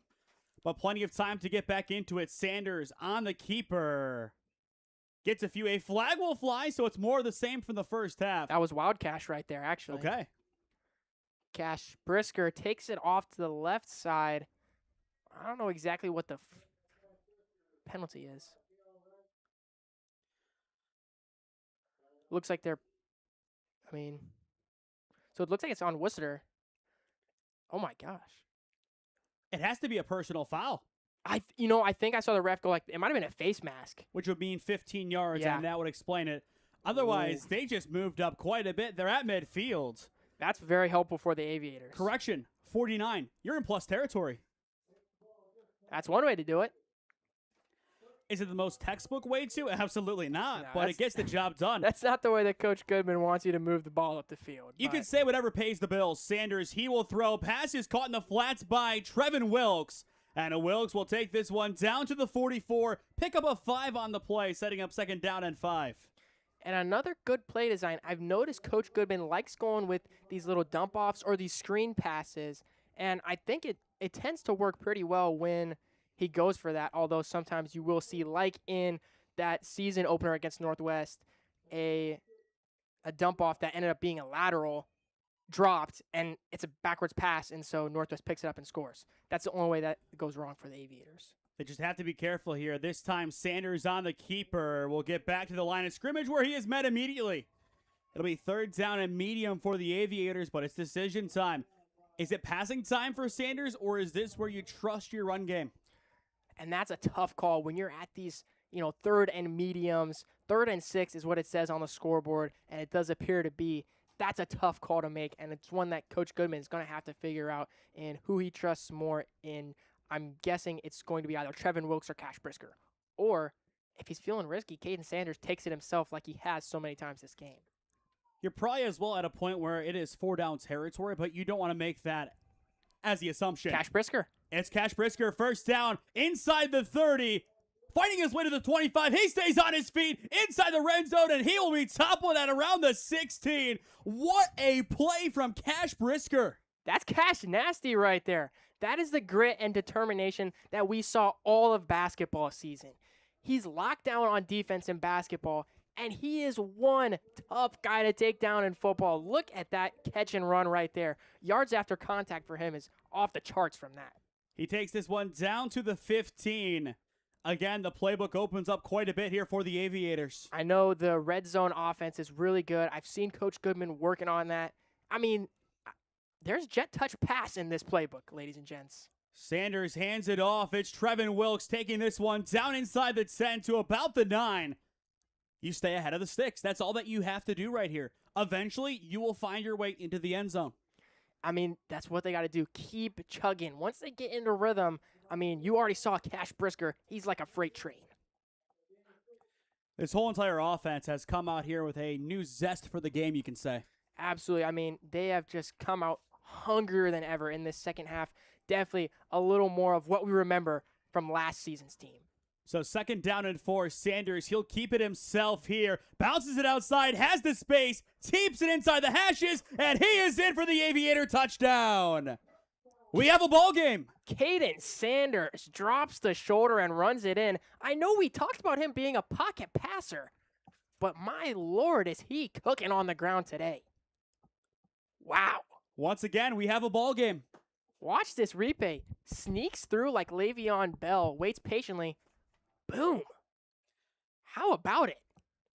So now decision time. I assume you go for 2 here.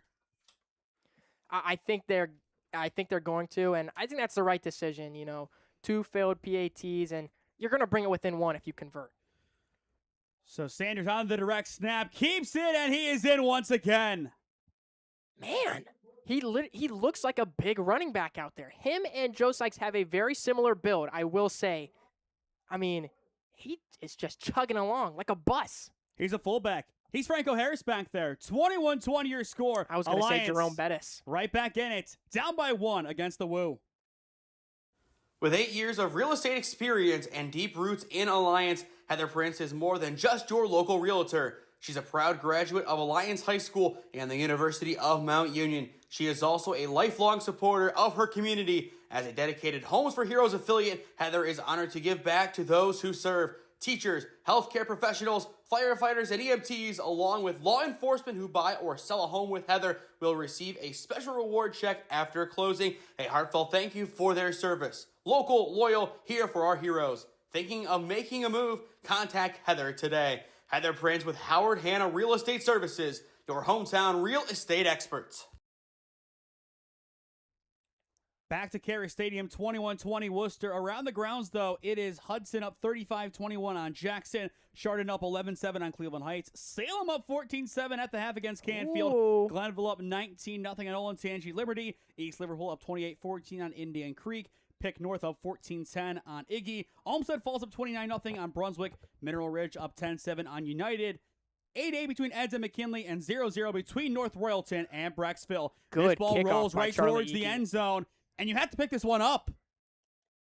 Great Mosley kick by able to Charlie pick it Eaky. up, and now he begins his return. A flag will fly as he gets it into about the 15, and now we address plenty of laundry. I mean, you have to know you have to play that ball. If that's a block in the back, Wooster is in very dangerous territory. And with a defense like Alliance, a safety would not be out of the question to put them in the lead, no less. That would be a wild way to make it happen. But how about Charlie Eaky pinning that one down right on the 1? I mean, that's impressive right there.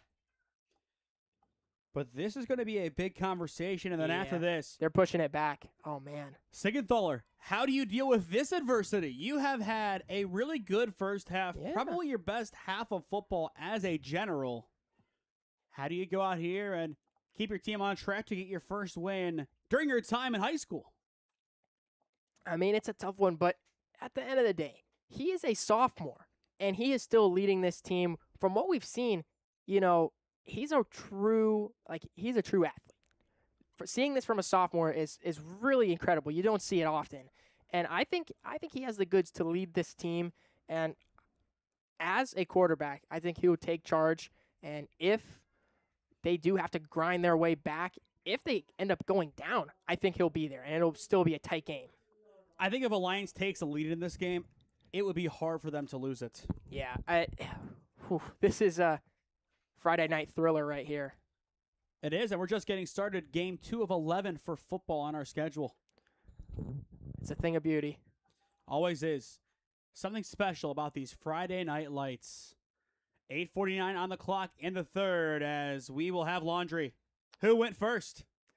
False starts the call. Man, back at the false start antics in the third. I had an alarm set for 9:30 to remind me of something. I am turning it off because I don't think we are going to be done. And now I would doubt that. I mean, if the flags keep coming in like this, definitely not. But and it's funny because I was talking with Logan about it when I set the 9:30 alarm, saying we'd probably still be going. I had to turn it off. But here we are, 21-20. What a game it has been all the way around, as this one, exactly what you want to see to close out the month of August. First down and 15, not much going for this offense. Maybe a pickup of 2 on the carry. Alliance's defense looking stout. They're looking stout. They're looking poised to take the lead back, get a stop here, and, I mean, this is a game flipped on its head, truly, from what we saw in the first quarter versus now in the third. It is a different intent, and that's the key thing. You also go back to last week. They score early, and they can't get anything else going. But you had that 21-6 lead.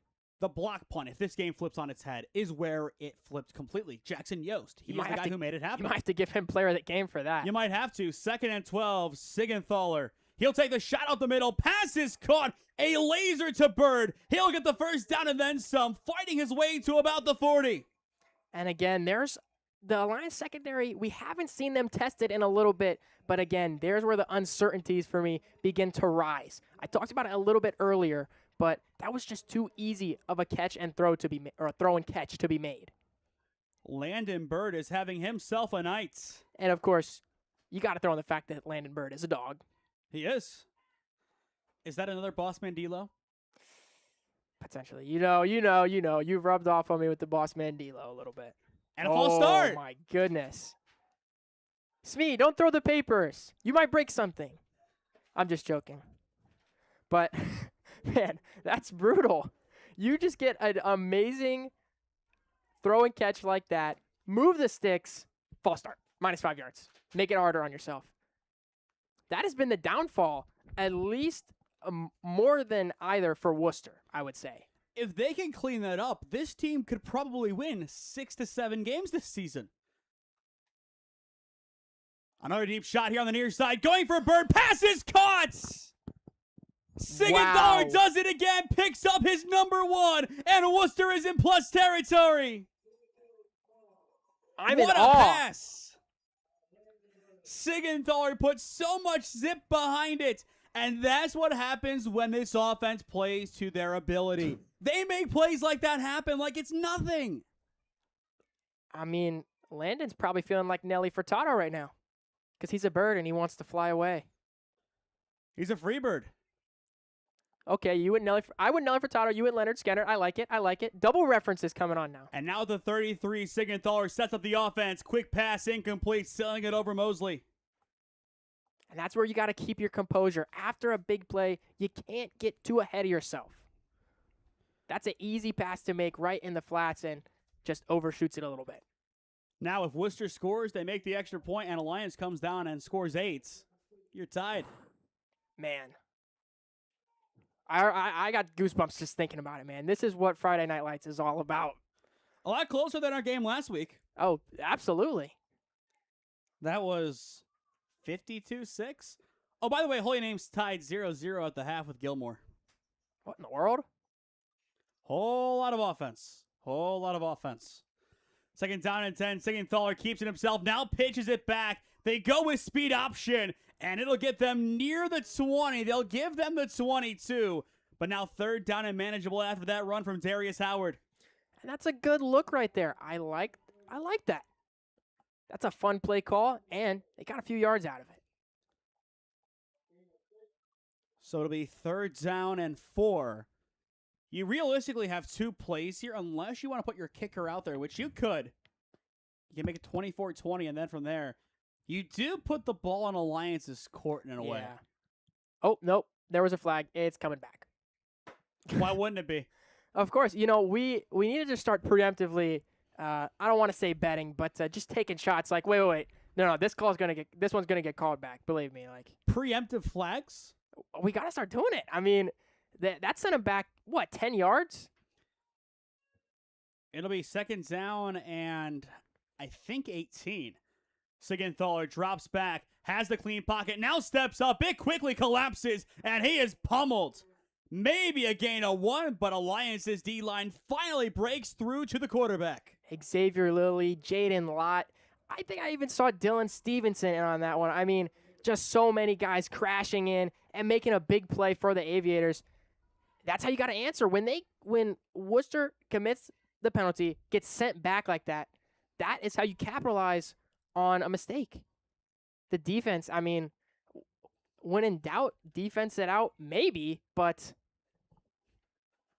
I mean, wow. So third down and 16. Siegenthaler has the time. Now rolling to his right, running out of time. He will throw his pass well shy. It's fourth down and long. The Aviators are really in a rhythm. And I think this will force Wooster's hand, and this should be a punt. Now, with the Aviators getting the ball, things will get very interesting. It's still only the third, but what we learn in the third, I believe, will carry over into the fourth, and from there, it's just a matter of that last 12 minutes. Or are they going to punt? Oh, man. I think Fourth this also and might 16. be an opportunity to try and draw Alliance offside. Yeah. But we'll see. Doubles left set, fourth down and 16. Siegenthaler, he will drop back. The Generals are going to go for it. He will take the shot. Pass is incomplete. He drops it. Chance was wide open but couldn't hang on. And the Aviators get bailed out. Wow. Blown coverage again. But Lady Luck is on the Aviator side today. I mean, wow. First of all, secondary. How do you let that happen? And then, wide open. Just can't make the play. Turnover on downs. Aviators have it on their own 39. This is their opportunity. That was handed to them on a golden platter. You got to make it count. And for Sam Chance, otherwise, he has had a perfect night. It's unbelievable, really. That is brutal. It is. But the Aviators take back the football. 5:22 on the clock in the third. This is their gift-wrapped opportunity to get back in it. Sanders up to about the 40, now to the 45. A flag will fly in the backfield, and we will once again address some laundry.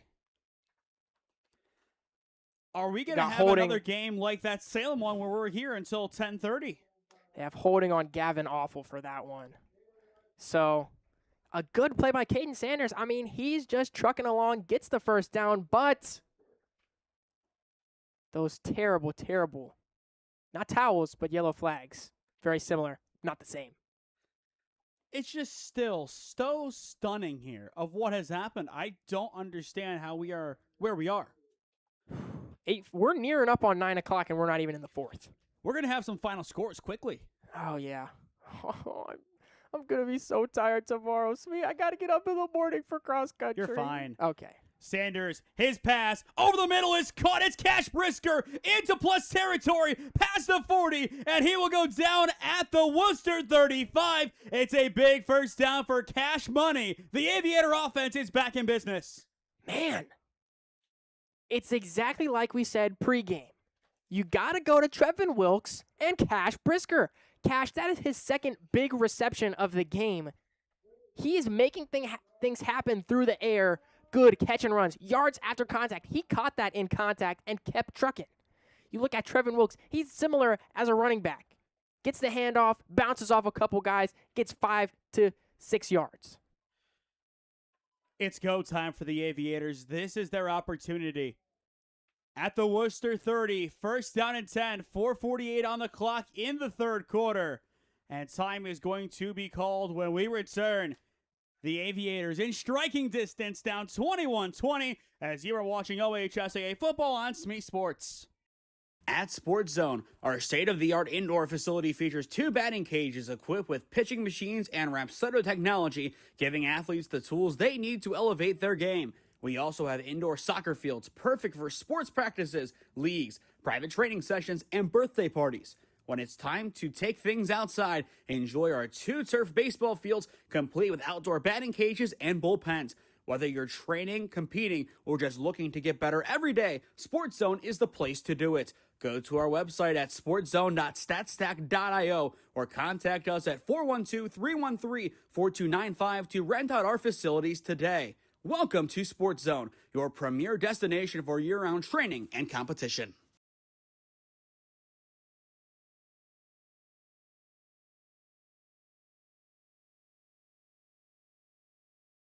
Welcome back to Kehres Stadium on the campus of the University of Mount Union. 4:48 on the clock in the third. Aviators trail by 1, and it is go time.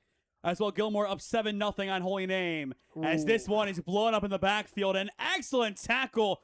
The Generals, their defense, getting right back in it. This time, it's Anthony Weinman.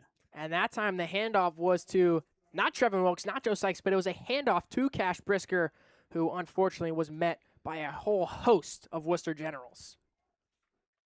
So for Alliance, second down and long, it'll be second down and 15. You're probably back to the passing offense here. You need somebody to step up and make a play. It can't be Cash every time. It can't be. It's trips left. Sanders trying to draw the defense offside. Not going to happen that time. But this should be a pass considering it is Sykes alone in the backfield with Sanders. And Sanders will throw. Running out of time. Steps up. Keeps it himself. Past the 30. Down to about the 26. And a flag will fly again. My only guess could be late hit because Sanders started sliding. I have no idea what that is. And I even think that would be harsh. Are they pushing it back again? I have no idea. Again, I don't like to talk about officiating. Tonight has been terrible. Yeah, they're pushing it back again. Oh, my word. Okay, Massillon's up 44-7 on Glen Oak. That's a score update. Okay. Marlington and Northwest currently sits at 23-21 Northwest in the fourth. Ooh, yikes. That is tight. As for Talmadge and Green, drum roll, please. This Mount Wi-Fi doesn't work, man. Hey, listen, I don't play percussion either, so get off me with the drum roll thing. I guess we're just not getting an update. That's all right. My Mount Wi-Fi doesn't work anymore. They gave you the boot. All right, here we go. Second and long. Second and 17. What can the Aviators do? Sanders has the time, has the power, steps up in the pocket. He'll keep it himself. Gets past the 30 on the pile dive, and he gets the 29. So it'll be third down and 9, just getting past the initial line of scrimmage. Yeah, he got about 8 yards there. I mean, this kid can really scramble. We talked about him as a pocket passer, but what he's done with his legs has been really impressive. Again, he's not quite the same level athlete as a player like J.R. Jackson, who we saw last year, but he's definitely no slouch, especially at his size and playing quarterback. So third and 9, most likely 2 opportunities to make it happen. I think that's how they're going to do it because right now it's crunch time. You're getting to the end of the third quarter, and you're down 1. So Sanders will keep it, takes it right up the middle, and he will just about get the first down. That'll take the Aviators to the red zone at the 20. It's They'll a give it fresh to 'em. set of downs. Whew, man. Caden Sanders. How about that, man? We got to get him a good nickname because, oh, man. We'll think of something. But if his name was Cam Sanders, then you have Super Cam, of course. Of course. I mean, that's a given. Of course.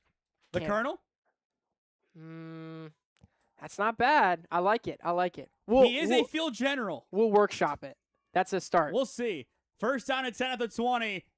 Misdirection handoff. Trevin Wilkes has the space up the middle. Touchdown Aviators. Alliance has their first lead of the night. And there it is.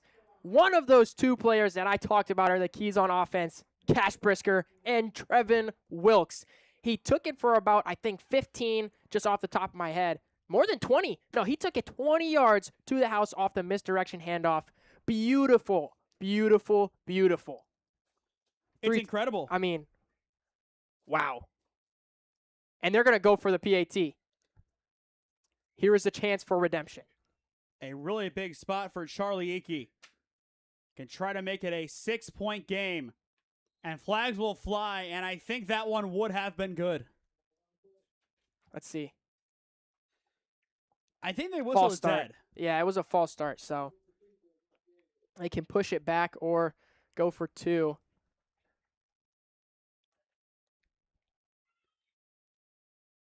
Yeah, so they're going to push it back, and looks like they're still going to go for it.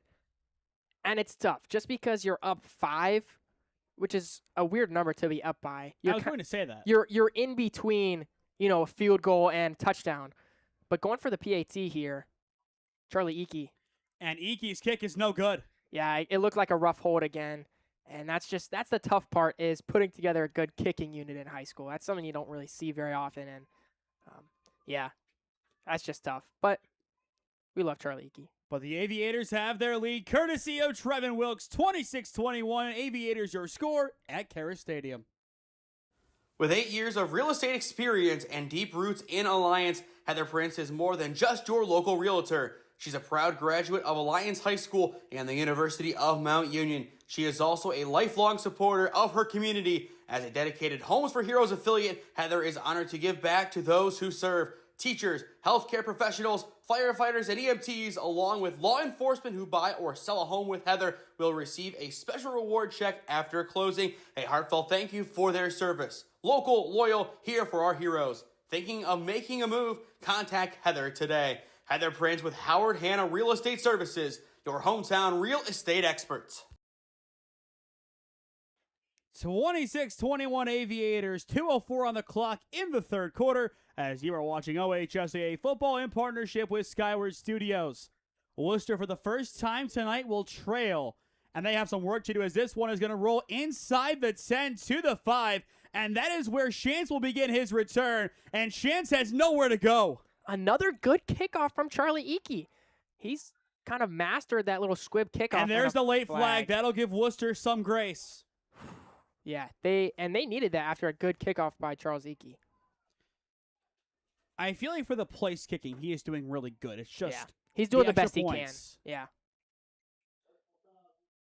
It's a personal foul. You can't have that happen. It's a free opportunity, free better field position for Wooster. Again, it's their way back in. Got to clean this game up, man. I don't know if anyone's keeping track of the penalties and the yardage on those. It's not good, guys. We might have a OHSAA record building on our hands here. It's almost 9 o'clock, and we are still in the third quarter. We will enter the fourth in the 9 o'clock hour. That is a guarantee. Easily, yeah. Man, I was trying to go home, go to bed early, get a good night's sleep, but you're not doing that. No, Friday Night Lights says not today. So Sigenthaler back to the action here. First down at 10. Quick pop as Darius Howard is able to get this one to about the 27. So a pickup of a few on the play. But so far today, Griffin Sigenthaler has been quite good. I'm impressed with this young man. I think he has enough talent to be a really good quarterback in the Wayne County area. Yeah, I mean, he already is just super solid all around. And then you take into account the fact that he's a sophomore. That is what impresses me the most, is his maturity at the position and his ability to make plays at a varsity level. So 2nd down and 5. Sigenthaler high pass near side. Ooh. Toe drag swag. It's caught. That's exact. You took the words out of my mouth there. That was a beautiful toe tap, keeping it in bounds and moving the chains. Once again, it's Hudson Backstrom. You said it perfectly. Fresh set of downs. This is where we see what Sigenthaler is made of. If you come out here and take your team all the way down the field and converts, that's huge. I mean, you've cemented yourself, not only as a starter, but potentially as, right now, this is the start of a legacy for him. He's a sophomore, and 2 more years, and the rest of this season. There's just such a long way to go for this young man. Sigenthaler again, quick pass, gets caught on the far side. Landon Bird takes it past the 45 into plus territory, down to about the 40. They'll give him the 39. The Woo is back in action. Man, back and forth in the third so far. It's been nonstop offense, and I love it. Is nonstop a Hamilton reference? No, I wasn't going that route with it. Okay. But respectable knowledge. But right now, my biggest is a criterion, the singular of criteria. Either way, Aviator secondary has to get it under control. They got bailed last time by Chance's drop. Plain and simple. 40 seconds on the clock. Trips left set. 1st down and 10. High pass wide. It's caught by Chance.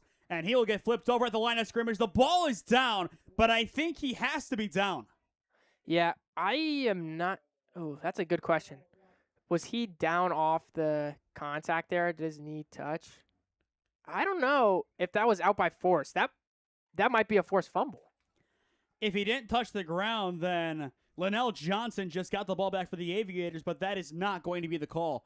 Yeah, unfortunately. Great play by him, though. But that is going to do it for the third quarter. Wooster will not get another playoff. And we have 12 minutes left to go. 26-21 Aviators. Buckle up, ladies and gentlemen. These next 12 minutes are going to be very telling. You are watching OHSAA football on Smee Sports in partnership with Skyward Studios. At Sports Zone, our state-of-the-art indoor facility features 2 batting cages equipped with pitching machines and Rapsodo technology, giving athletes the tools they need to elevate their game.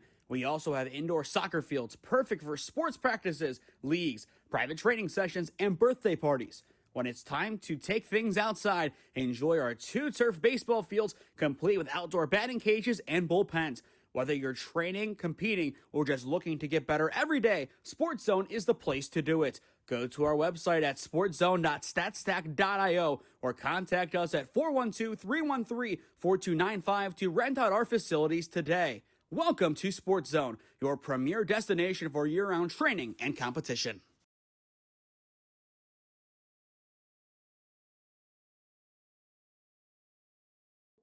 Well, Cooper, it's your classmates. Oh, man. Yeah. I'm stressed. I'm not going to lie. It's me. I'm stressed. 26-21, a really good matchup all the way around. The Aviators up by 5, but Wooster driving here as we begin the 4th and final quarter. Sigenthaler, quick pop pass outside, caught by Landon Bird, and he'll take this one to about the 32. That quick pop pass, the Aviators have no answer. Yeah, I think anything of that sort, I think their secondary just really struggles to cover. And I think, man, I just said I think like 4 times. Embarrassing. They got to make changes. Got to make changes is what I'm trying to say, I think. You're fired up. Oh, I'm fired up, but I think so is my heart rate right now. I could also say yes, absolutely, and those who have been with me for a long time know the reference. I'm just going to leave you in the dark. 2nd down and 1, Sigenthaler, quick pass caught over the middle once again. This time it's Engman, and Engman will take it inside the red zone to the Aviator 19. This Wooster offense is back. Yeah. Big plays, big players, big time moments. It's not big time sports. It's SmeeSports, guys. We are I mean, this is a showdown right here. But I do have to say, respect to Mellow Tones, Charlie Jones. Happy birthday, Charlie. It's his birthday today. Really? Yes, it is. Awesome. Glad I could segue into that. To Mr. Mellow Tones, as he's known. Always grateful for the opportunity he gave me to do a Mount volleyball game with Joe Dunn a few years back. First down and 10. Siegenthaler rolling out left, running out of time, steps up in the pocket, trying to find more time, but he is sacked. Good answer for the Aviators defense. That D-line is monstrous. They got some beasts on there, and a sack. TFL here in a crucial moment is what they needed. Partially from Tryon Wilkes. Tyron? Oh, yeah. That's Trevin's little brother. Tyron. Man, respect to those guys. It's Tyron? Yeah. Okay. Don't, trust me. I know what I'm talking about. I do trust you. I just see T-R-Y for the spelling, and I'll give it to you, though. Can't always trust that. No, shout out Tyron, though.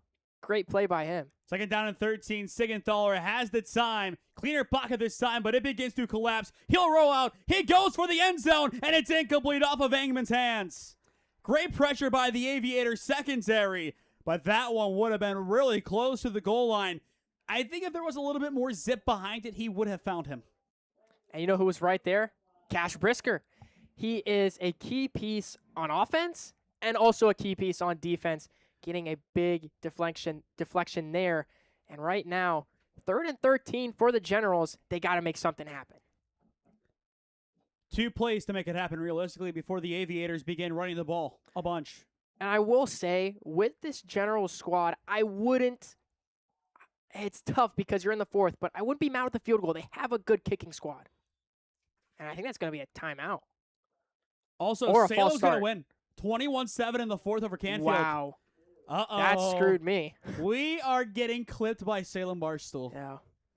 And EBC. Take this as our atonement, Salem Barstool. We apologize for doubting the great Quakers. And I got to say, you combine that with the fact that Marlington's keeping it tight with Northwest, EBC might be closer than we all thought. Minerva's also up. Last time we heard 27-0 over Springfield, which was expected. And they should as well win next week against Sandy Valley, setting up what could be a 2-1 versus 1-2, or if Marlington can figure it out, still potentially an undefeated Marlington team. Oh, man. Listen, I'm going to say this right now. If Alliance comes in at the bottom of the EBC, I will do like a Hugh Jack. What is his name? I'll take a massive cold plunge, Hugh Jackson style. Okay. Like, oh, man, because it's so competitive this year. West Branch is still the top dog. Yeah. Well, Salem might be able to beat them. We'll see. If they can take down Canfield, you never know. We will see. 3rd and 13 for the Generals. They need something here. They need to get down to the Aviator 9. Siegenthaler is interrupted. I think that might be timeout. I missed it. Timeout again. And with it, we will take one of our own. 10:05 on the clock in regulation. 26-21 Aviators. Big news for your foot, ankle, and leg health. The Lower Extremity Specialty Alliance, formerly the Alliance and Salem Foot and Ankle Clinics, has grown to serve you better. We have a new location in North Canton, plus 2 new podiatrists and a dedicated vascular physician. Get advanced, compassionate care closer to home. Call today to schedule your appointment at either of our convenient locations or visit us online at alliancefoothandankle.com.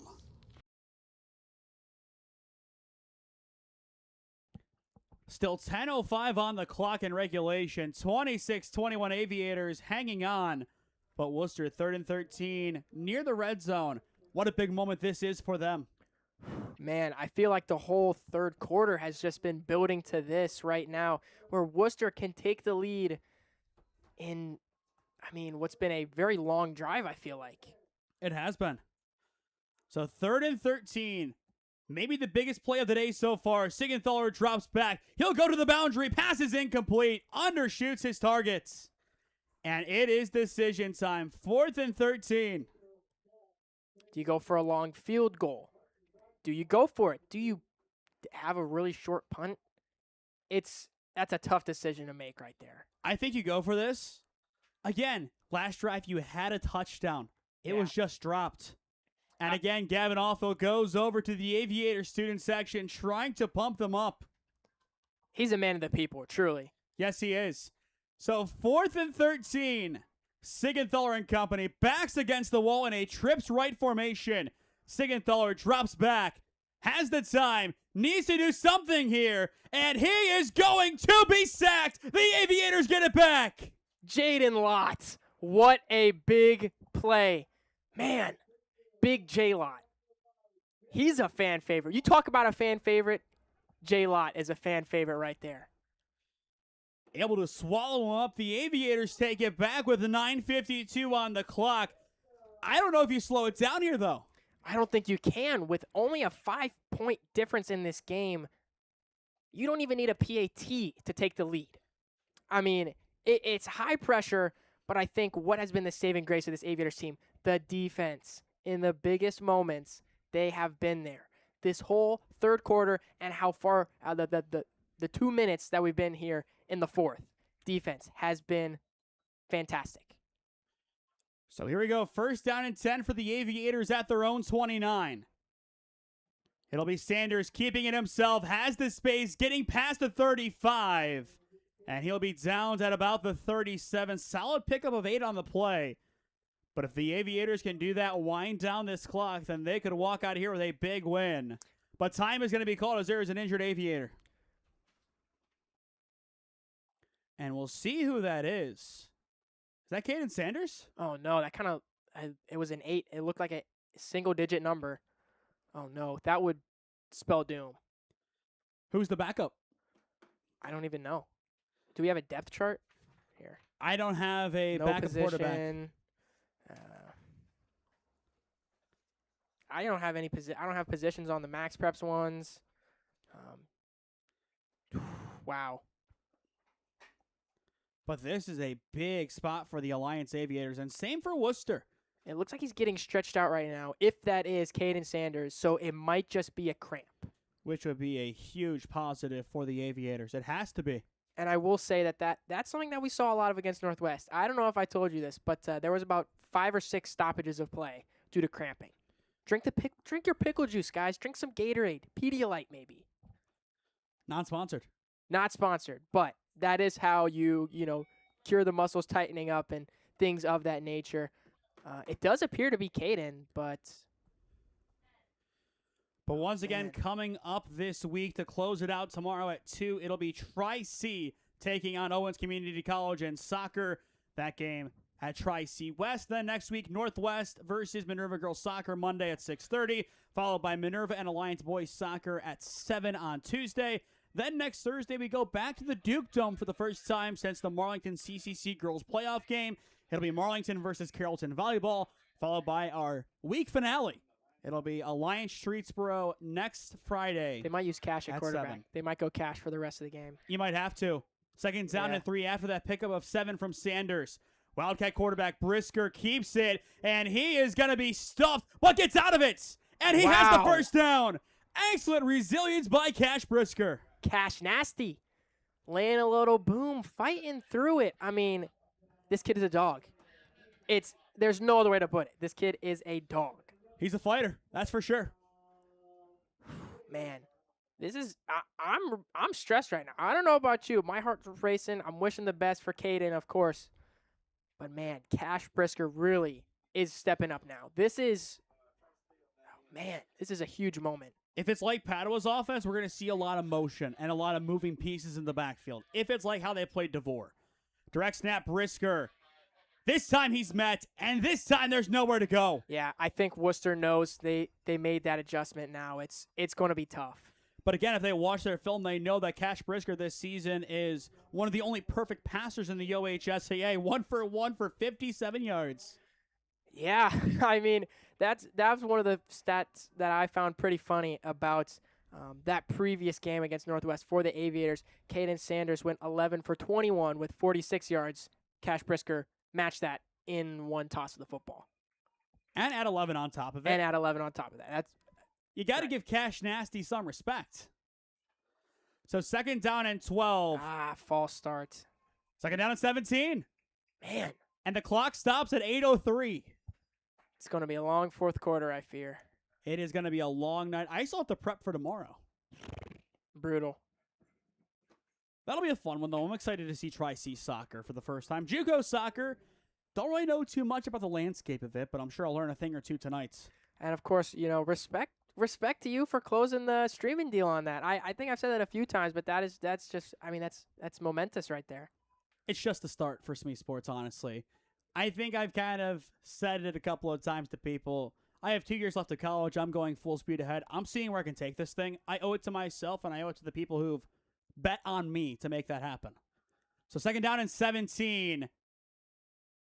I think that might be Sanders back in. I think so as well. He'll keep it. He'll get to about the 39. Good push. And I think they whistled it dead before that extra push. I was going to say that push might have gotten him past the line, the original line of scrimmage. Goodness gracious. But, yeah, that's Sanders. So he's back, but I'm guessing that was just a bad cramp. And that's always tough. It's brutal at this point in the season, but these guys stay in and they fight. As well, for those just tuning in, this game at one point was 21-6 Wooster. Since then, the Aviators have scored 20 unanswered, and they have their first lead of the night up by 5. But 3rd down and 11, 6:45 on the clock in regulation. One of the biggest plays of the night. Sanders, he'll throw over the middle, pass is caught. It's an Aviator first down. And who else but Cash Nasty himself? It's Cash Brisker. You took the words out of my mouth. He is that guy through the air. If you want receiving yards as an Alliance Aviator, you have to give it to Cash Brisker. It's a fresh set of downs, and the Aviators can continue to drill this clock. As well, make sure you stick with us after our final commercial break, as we will announce our player of the game presented by SmeeSports. Right now, I can think of a few players, but it's a tight race. We've seen a lot of great athletes perform today. So 1st down and 10, again, Alliance. They'll go misdirection. Trevin Wilkes bouncing it outside the hashes. He'll get this one down to about the 40, where he will go out of bounds. That misdirection handoff, that is fun right there. That is a fun play call. I know Coach Goodman, he was chuckling to himself when he wrote that one up.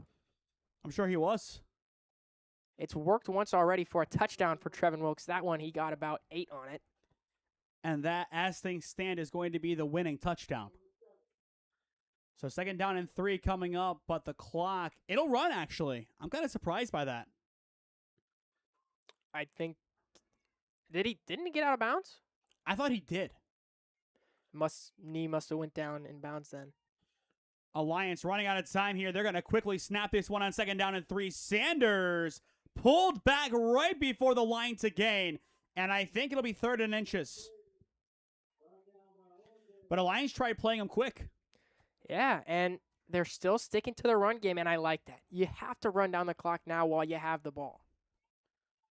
No doubt about it. Wooster does have 2 timeouts to play with, but I don't think you play with them unless Alliance gets another first down. Then from there, you can start to think about it. Yeah, clock management is always the name of the game when you get to these clutch moments, especially in high school football. It's a totally different ball game. The NFL coaches are at that high of a level because they know the game better than anyone else. For some teams, it can be a struggle. So here we go. 3rd down and inches. Sanders will keep, and it's going to be close. I think based on that step, it's a first down, and they will point. Man, Caden Sanders, he has just been a dog for the Aviators, getting every inch necessary that there can be, taking it on the ground, through the air. He's been very productive today. Down to the final 4 minutes and 20 seconds. Again, this clock will continue to run. Wooster is going to wait, I think, maybe one more set of downs, and then you start stopping the clock. It's a fine line. And for Alliance, they only have 1 timeout to play with if they were to have to come back out on offense. 1st down and 10. Handoff, Trevin Wilkes tries bouncing it outside. Now cuts it back up, and he is stuffed right before the 35. Now a flag will fly. And if that's on Wooster as another one will fly, that would be huge for the Aviators. But that'll halt the clock at 3:52. If those are 2 different flags, and they're both on Wooster, that would be huge for Alliance, but I'm not sure at the moment. And you can see below us the frustration from Worcester's J.R. Wright. I mean, he just came out of the game and slammed his helmet. So we'll see here as the Aviators are setting up further back. Interesting. So holding or personal foul on Wooster. They're moving the ball again. This is really hard to be a judge of what's going on. I don't even know if they know what's going on. No, I think that's the problem, is some discourse between the officials here. Looks like they're moving the sticks. So, oh, man. So maybe they were both on Wooster. Oh, wow. This is huge for Alliance. Yeah, that just put them in the red zone. That's huge. The penalties, man, that has been the killer for these Worcester Generals. You just gave up about 15 to 20 yards and a fresh set of downs. That is definitely not what you want to see. And looks like Coach Goodman is going to have a talk with the official about what exactly is going on. I'd like to have a talk too, because I'm kind of struggling right now. I think we all are. But I will say it has been fun to do a game at Kehres Stadium, our first football broadcast here since August of 2024. We will be here 2 more times to close out the season. It'll be next week and then September 25th. But again, from today forward through October 2nd, every Friday night in those weeks, we will be in Stark County. We will have a Thursday night Holy Name game against NDCL on September 24th. But then after week 8, we say sayonara to Stark County and have Holy Name versus Elyria Catholic, Lake Catholic, and of course, the Parma Holy War itself in all its glory. Holy Name and Padua Franciscan. That's a fun game. Which Padua was somehow in some way up at the half on Benedictine. So if Benny didn't win that game, Padua all of a sudden has a chance to get back into the playoff picture. And that's to close the regular season, the Holy War. It'll be a big one. Just like Alliance, I think we got the Backyard Brawl as our last game of the year. Yes, end of the third, Benedictine up 7-3. And that was the final score last year between those two teams, and they're still trying to figure this out. Yeah, this is a mess. I don't want to be like that, but I feel like it's been a little subpar today. As well, Royalton is going to win. They're going to beat Brecksville. Dang, that's a tank on my picks. A lot of bad beats tonight for us all the way around.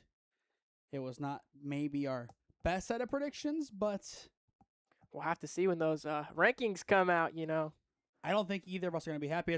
Ursuline is up on Louisville. Ooh, big. That is big. 43-10. All right, so the clock is running now. As well, it was 16-10 at halftime in that game, by the way. Just to put that big discrepancy out there. It went from 1-score game to running clock in the span of 12 minutes. Clock's running now. Aviators on the 18-yard line. Even if you get a field goal, you're still in a good spot. Yes. But I think after this, we will see the timeouts from Wooster. You pretty much have to. A fresh set of downs once again for the Aviators might be enough to win it. First down handoff, Trevin Wilkes trying to bounce it outside. Goes towards the boundary, and he will get the first down. It'll be 1st and goal. I think he went out, so that should stop the clock at 3. Trevin Wilkes, when he bounces out to the right, man, he is a beast. And now it's touchdown or bust for the Aviators. You have to get a touchdown here. If you get that, that is huge. That'll about do it. But we will see. So big moment here. Deep breath. The lights are the brightest, not just because it's the darkest part of the day right now, or the night rather, but it is almost 9:30. So here we go. First down and goal at the 8. Sanders, he'll keep it himself, bouncing it outside the numbers, and he is in for the Aviator touchdown. Wow. It's the second half of dreams for the Aviators. So what? We went from 6 points in the first half. They're sitting at 32 right now as things stand up 11 on the Generals. Caden Sanders, he's a big guy making big-time plays on his feet, through the air, you name it. The Colonel is cooking. And here comes the extra point attempt for Charlie Eakey. You like the nickname now, don't you? Oh yeah, it's definitely settling in a little bit. But what a second half performance for the Aviators, and really, the moment this game flipped on its head as this kick from Charlie Eakey is no good. Just missed it to the left, and again, he's out there doing his best. But Jackson Yost, that was the turning point, his block. Absolutely, when he blocked that punt, going into the half, I believe it was. What was it, like less than 2 minutes left? And then the Lions scored. That was a huge moment. No doubt about it. That was the turning point of this game. And then the Aviators came out of the half. It was a whole new team, really, truly. So for Wooster, score quick, onside kick, or even if you score quick enough, you do have 2 timeouts. It's true. If you can use those timeouts properly and stop the Aviators, you get another chance. Man, it's good to be back. Friday Night Lights. It is. I feel amazing right now. I feel alive. You should. And again, we're back here next week. That's going to be a tough one. Alliance, Streetsboro. And those have been some fun matchups over the past 2 years. For sure, one of the biggest games on our schedule football-wise, one of the most intriguing, and then you go to last year's low-scoring bowl. It'll be an interesting one. I don't think it'll be as clear-cut as it was last time. No, absolutely not. But we'll save that one for when we get there, as Eakey will send this one away for the Aviators. A great boot, plays it right to Shantz. He'll pick it up at the 10, and he'll begin his return. Shantz, nowhere to go, takes it inside. He'll get past the 25 and maybe force his way to the 29. Long field in front of the General offense, as this is their last dance. 2 minutes 45, 70 yards to go, but they're down 11. Right now, you have to think fast, fast, fast. They got to make those quick passes like they have been, that the Aviators secondary have been struggling to defend. They got to march down the field, and they got to do it again.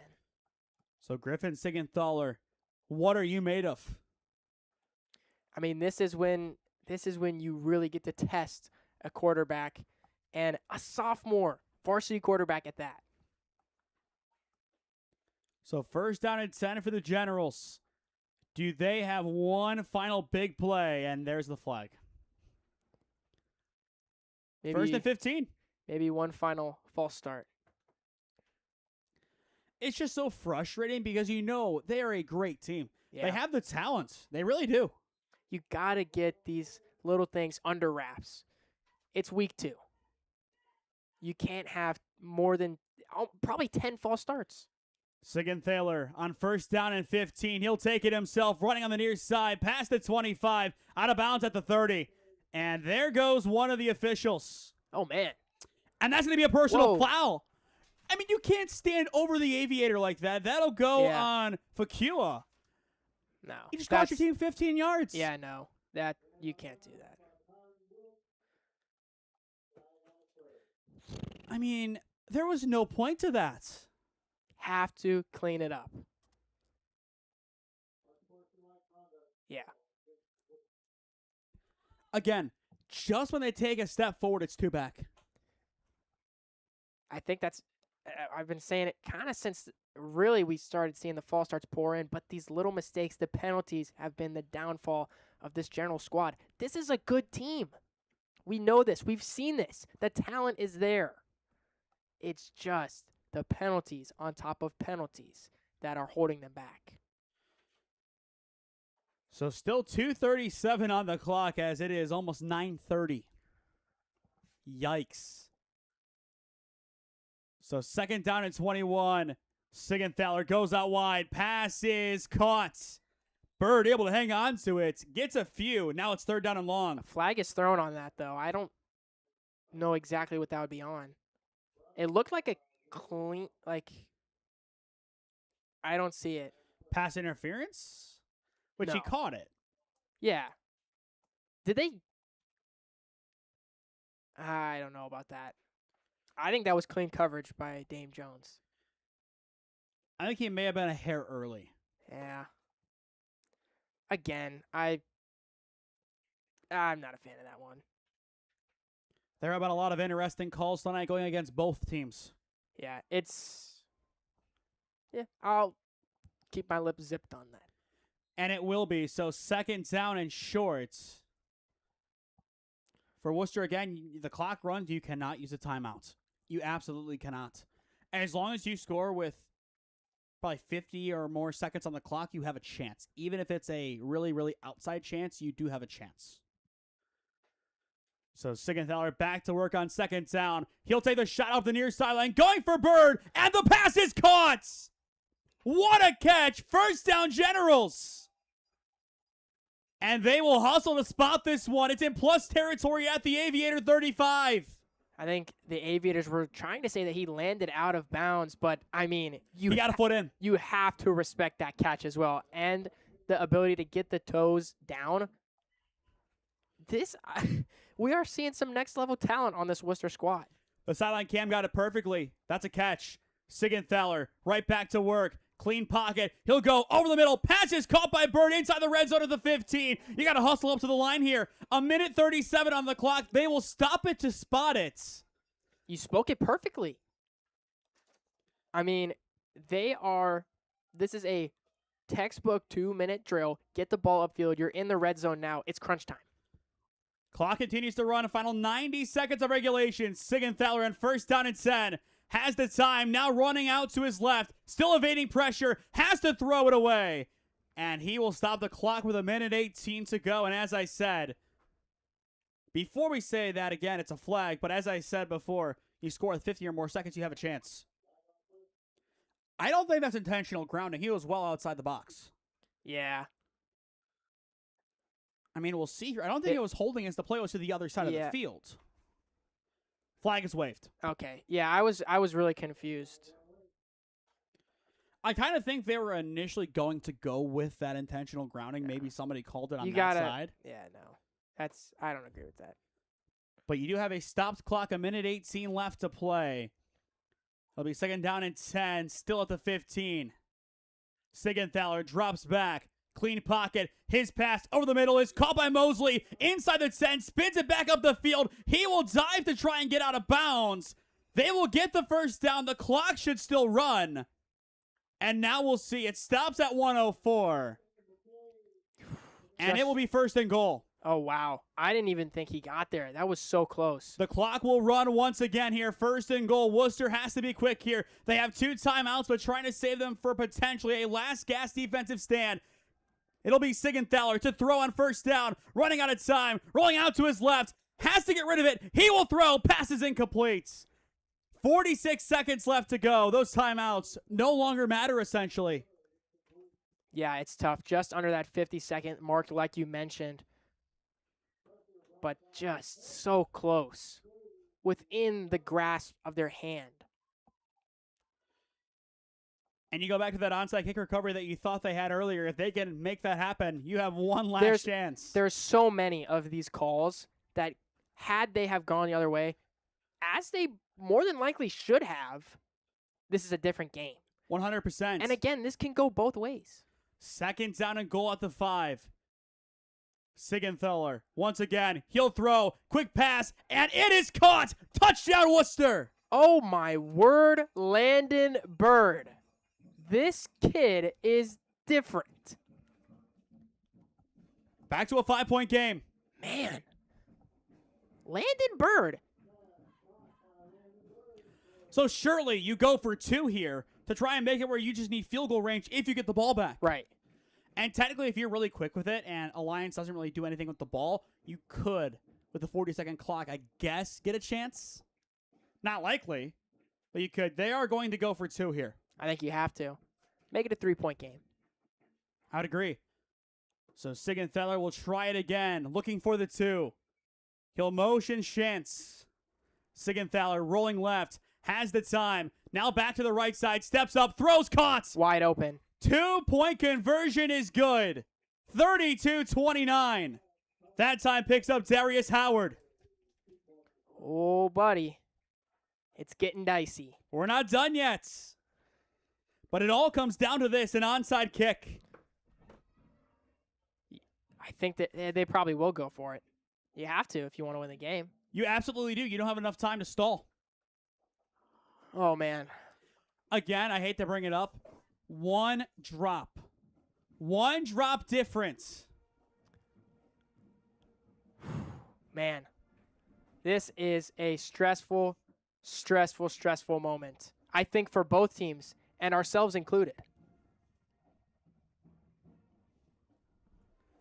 Once again tomorrow, Tri-C versus Owen Soccer at 2.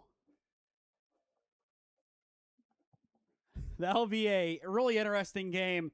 But after tonight's, it'll take a lot to top this performance. What a night it has been, no matter which way this one closes out. Yeah, I think it'll also take a while for my heart rate to go back down to normal. I'm supposed to be a runner. I'm supposed to have the runner's heart rate, try to keep it under 60 beats a minute, but that's definitely not happening right now. So here we go.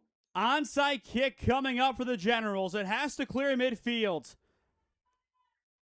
Can they get one final opportunity? This one kicked away towards the Aviators. They fall on it, and that should do it. The hands team does their job, and Alliance looks to win their home opener. Sitting at about 111 right now is the heart rate, and man, how about the special teams for the Aviators? They've done a great job today, kicking unit and all of the return unit. Spectacular. But again, that play clock, it is going to be brutal. You just have to take care of business here. And the student section is saying they believe that they have won. I assume Wooster is going to still try to use their timeouts. But we'll see here. First down and 10. It'll be victory formation for the Aviators as they will take the knee. So again, the clock will continue to run. We'll see here. Looks like Wooster's not taking a timeout. And they never even reset the play clock. Now they reset it to 40. Interesting. And Wooster just didn't use their timeouts. Unless they're hoping Alliance goes too quick here. Which would be a wild strategy. But if they do, then there you go. But Alliance, they know they don't have to take another snap. They know this one is over. And they have won their home opener. 32-29 your final. The Aviators survive. They come back from behind and take care of the Wooster Generals. Man, they clawed their way back. Down 15 at one point. They put themselves back in the game after that key block punt by Jackson Yost. The third, the fourth. That is where the Aviators made their money today. And that is where they won the game. Your final, 32-29 in a 3-point thriller at Kehres Stadium. As well, final score update from Akron. 40-7 Minerva took care of Springfield. When we return, we will announce our player of the game presented by SmeeSports as you are watching OHSAA football in partnership with Skyward Studios. With 8 years of real estate experience and deep roots in Alliance, Heather Prince is more than just your local realtor. She's a proud graduate of Alliance High School and the University of Mount Union. She is also a lifelong supporter of her community. As a dedicated Homes for Heroes affiliate, Heather is honored to give back to those who serve. Teachers, healthcare professionals, firefighters, and EMTs, along with law enforcement who buy or sell a home with Heather, will receive a special reward check after closing. A heartfelt thank you for their service. Local, loyal, here for our heroes. Thinking of making a move? Contact Heather today. Heather Prince with Howard Hanna Real Estate Services, your hometown real estate experts. At Sports Zone, our state-of-the-art indoor facility features 2 batting cages equipped with pitching machines and Rapsodo technology, giving athletes the tools they need to elevate their game. We also have indoor soccer fields perfect for sports practices, leagues, private training sessions, and birthday parties. When it's time to take things outside, enjoy our 2 turf baseball fields complete with outdoor batting cages and bullpens. Whether you're training, competing, or just looking to get better every day, Sports Zone is the place to do it. Go to our website at sportszone.statstack.io or contact us at 412-313-4295 to rent out our facilities today. Welcome to Sports Zone, your premier destination for year-round training and competition. Big news for your foot, ankle, and leg health. The Lower Extremity Specialty Alliance, formerly the Alliance and Salem Foot and Ankle Clinics, has grown to serve you better. We have a new location in North Canton, plus 2 new podiatrists and a dedicated vascular physician. Get advanced, compassionate care closer to home. Call today to schedule your appointment at either of our convenient locations or visit us online at alliancefoothandankle.com.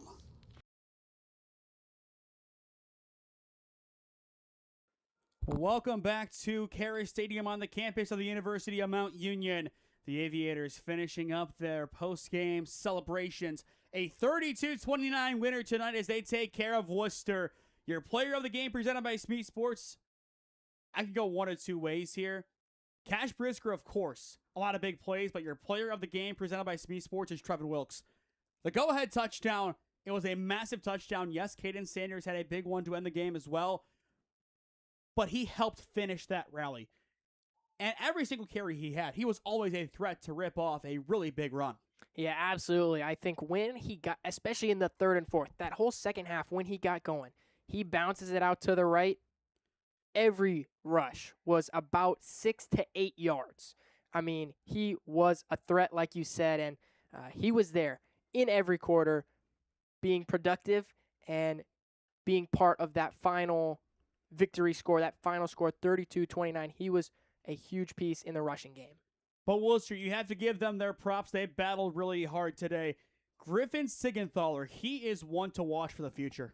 Oh, absolutely. I mean, you talk about a player like him playing like he did as only a sophomore on varsity is, that's an incredible feat in and of its own. And then taking this Aviator team to Land's End, keeping it a 3-point game, he did a great job. Going back to Alliance, the offense. Are you happy with how they played today? Yes, they scored 32, but that first half, they were very slow to begin. I think once they got it going, once they kind of figured things out in the second half, definitely the run game is a lot stronger than it appeared in that game 1 against Northwest. They got a lot more going. They figured it out. Coach Goodman got into a rhythm. I think the second half, yes, I was happy with. The first half, it was a mess. I'll be honest. Going forward, you have Streetsboro coming up next, followed by Salem. 2 games they are projected to lose. How does this change that for the Aviators? I think it's a confidence booster for them. I do think Streetsboro will be a very tough one. The past 2 years, we've split the pair of games. 2 years ago, they kind of beat down on us. Last year, we had a good performance. I think we put up a little over 30 points in that game. This year, it might be a toss-up. I think for the Aviators, again, confidence booster, getting their first win of the season. Very exciting. And I think for Salem, that's going to be a tough EBC matchup for them. Do we have a final from Salem-Canfield yet? All I know is that Salem won. Wow. So, yeah, Salem is definitely going to be a tough EBC game for Alliance. I mean, I think they do get a boost of confidence, but you have to be cognizant going forward. You are playing some good teams. Closing thoughts? I don't think I really have any. I mean, I'm happy to be here. My first football game on SmeeSports. It was a great one. Definitely one I'm going to remember. I had a great time, of course. I mean, what else is there to say? All in all, the Aviators, albeit scrappy, get the job done. They win their home opener, and they improve to 1-1 on the season. To stay up to date on all the games that we are covering, follow SmeeSports on Instagram and TikTok, SmeeSports LLC on Facebook and LinkedIn, and SmeeFist 2024 on Twitter. As well, go down below and subscribe where there is no added cost. It greatly helps out all that we do here at SmeeSports as we cover the best of the Cleveland and Stark County areas. Coming up tomorrow, Tri-C and Owens Community College Soccer. Kickoff from Tri-C West will be at 2.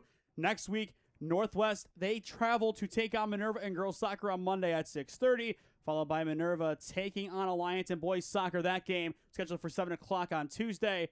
Thursday, Marlington, Carrollton at 6:30 in volleyball. And then next Friday, it'll be Alliance versus Streetsboro football. Pregame show goes back to its native time of 6 p.m. next week with a 7 o'clock kickoff. But that'll do it for us here tonight at Kehres Stadium on the campus of the University of Mount Union.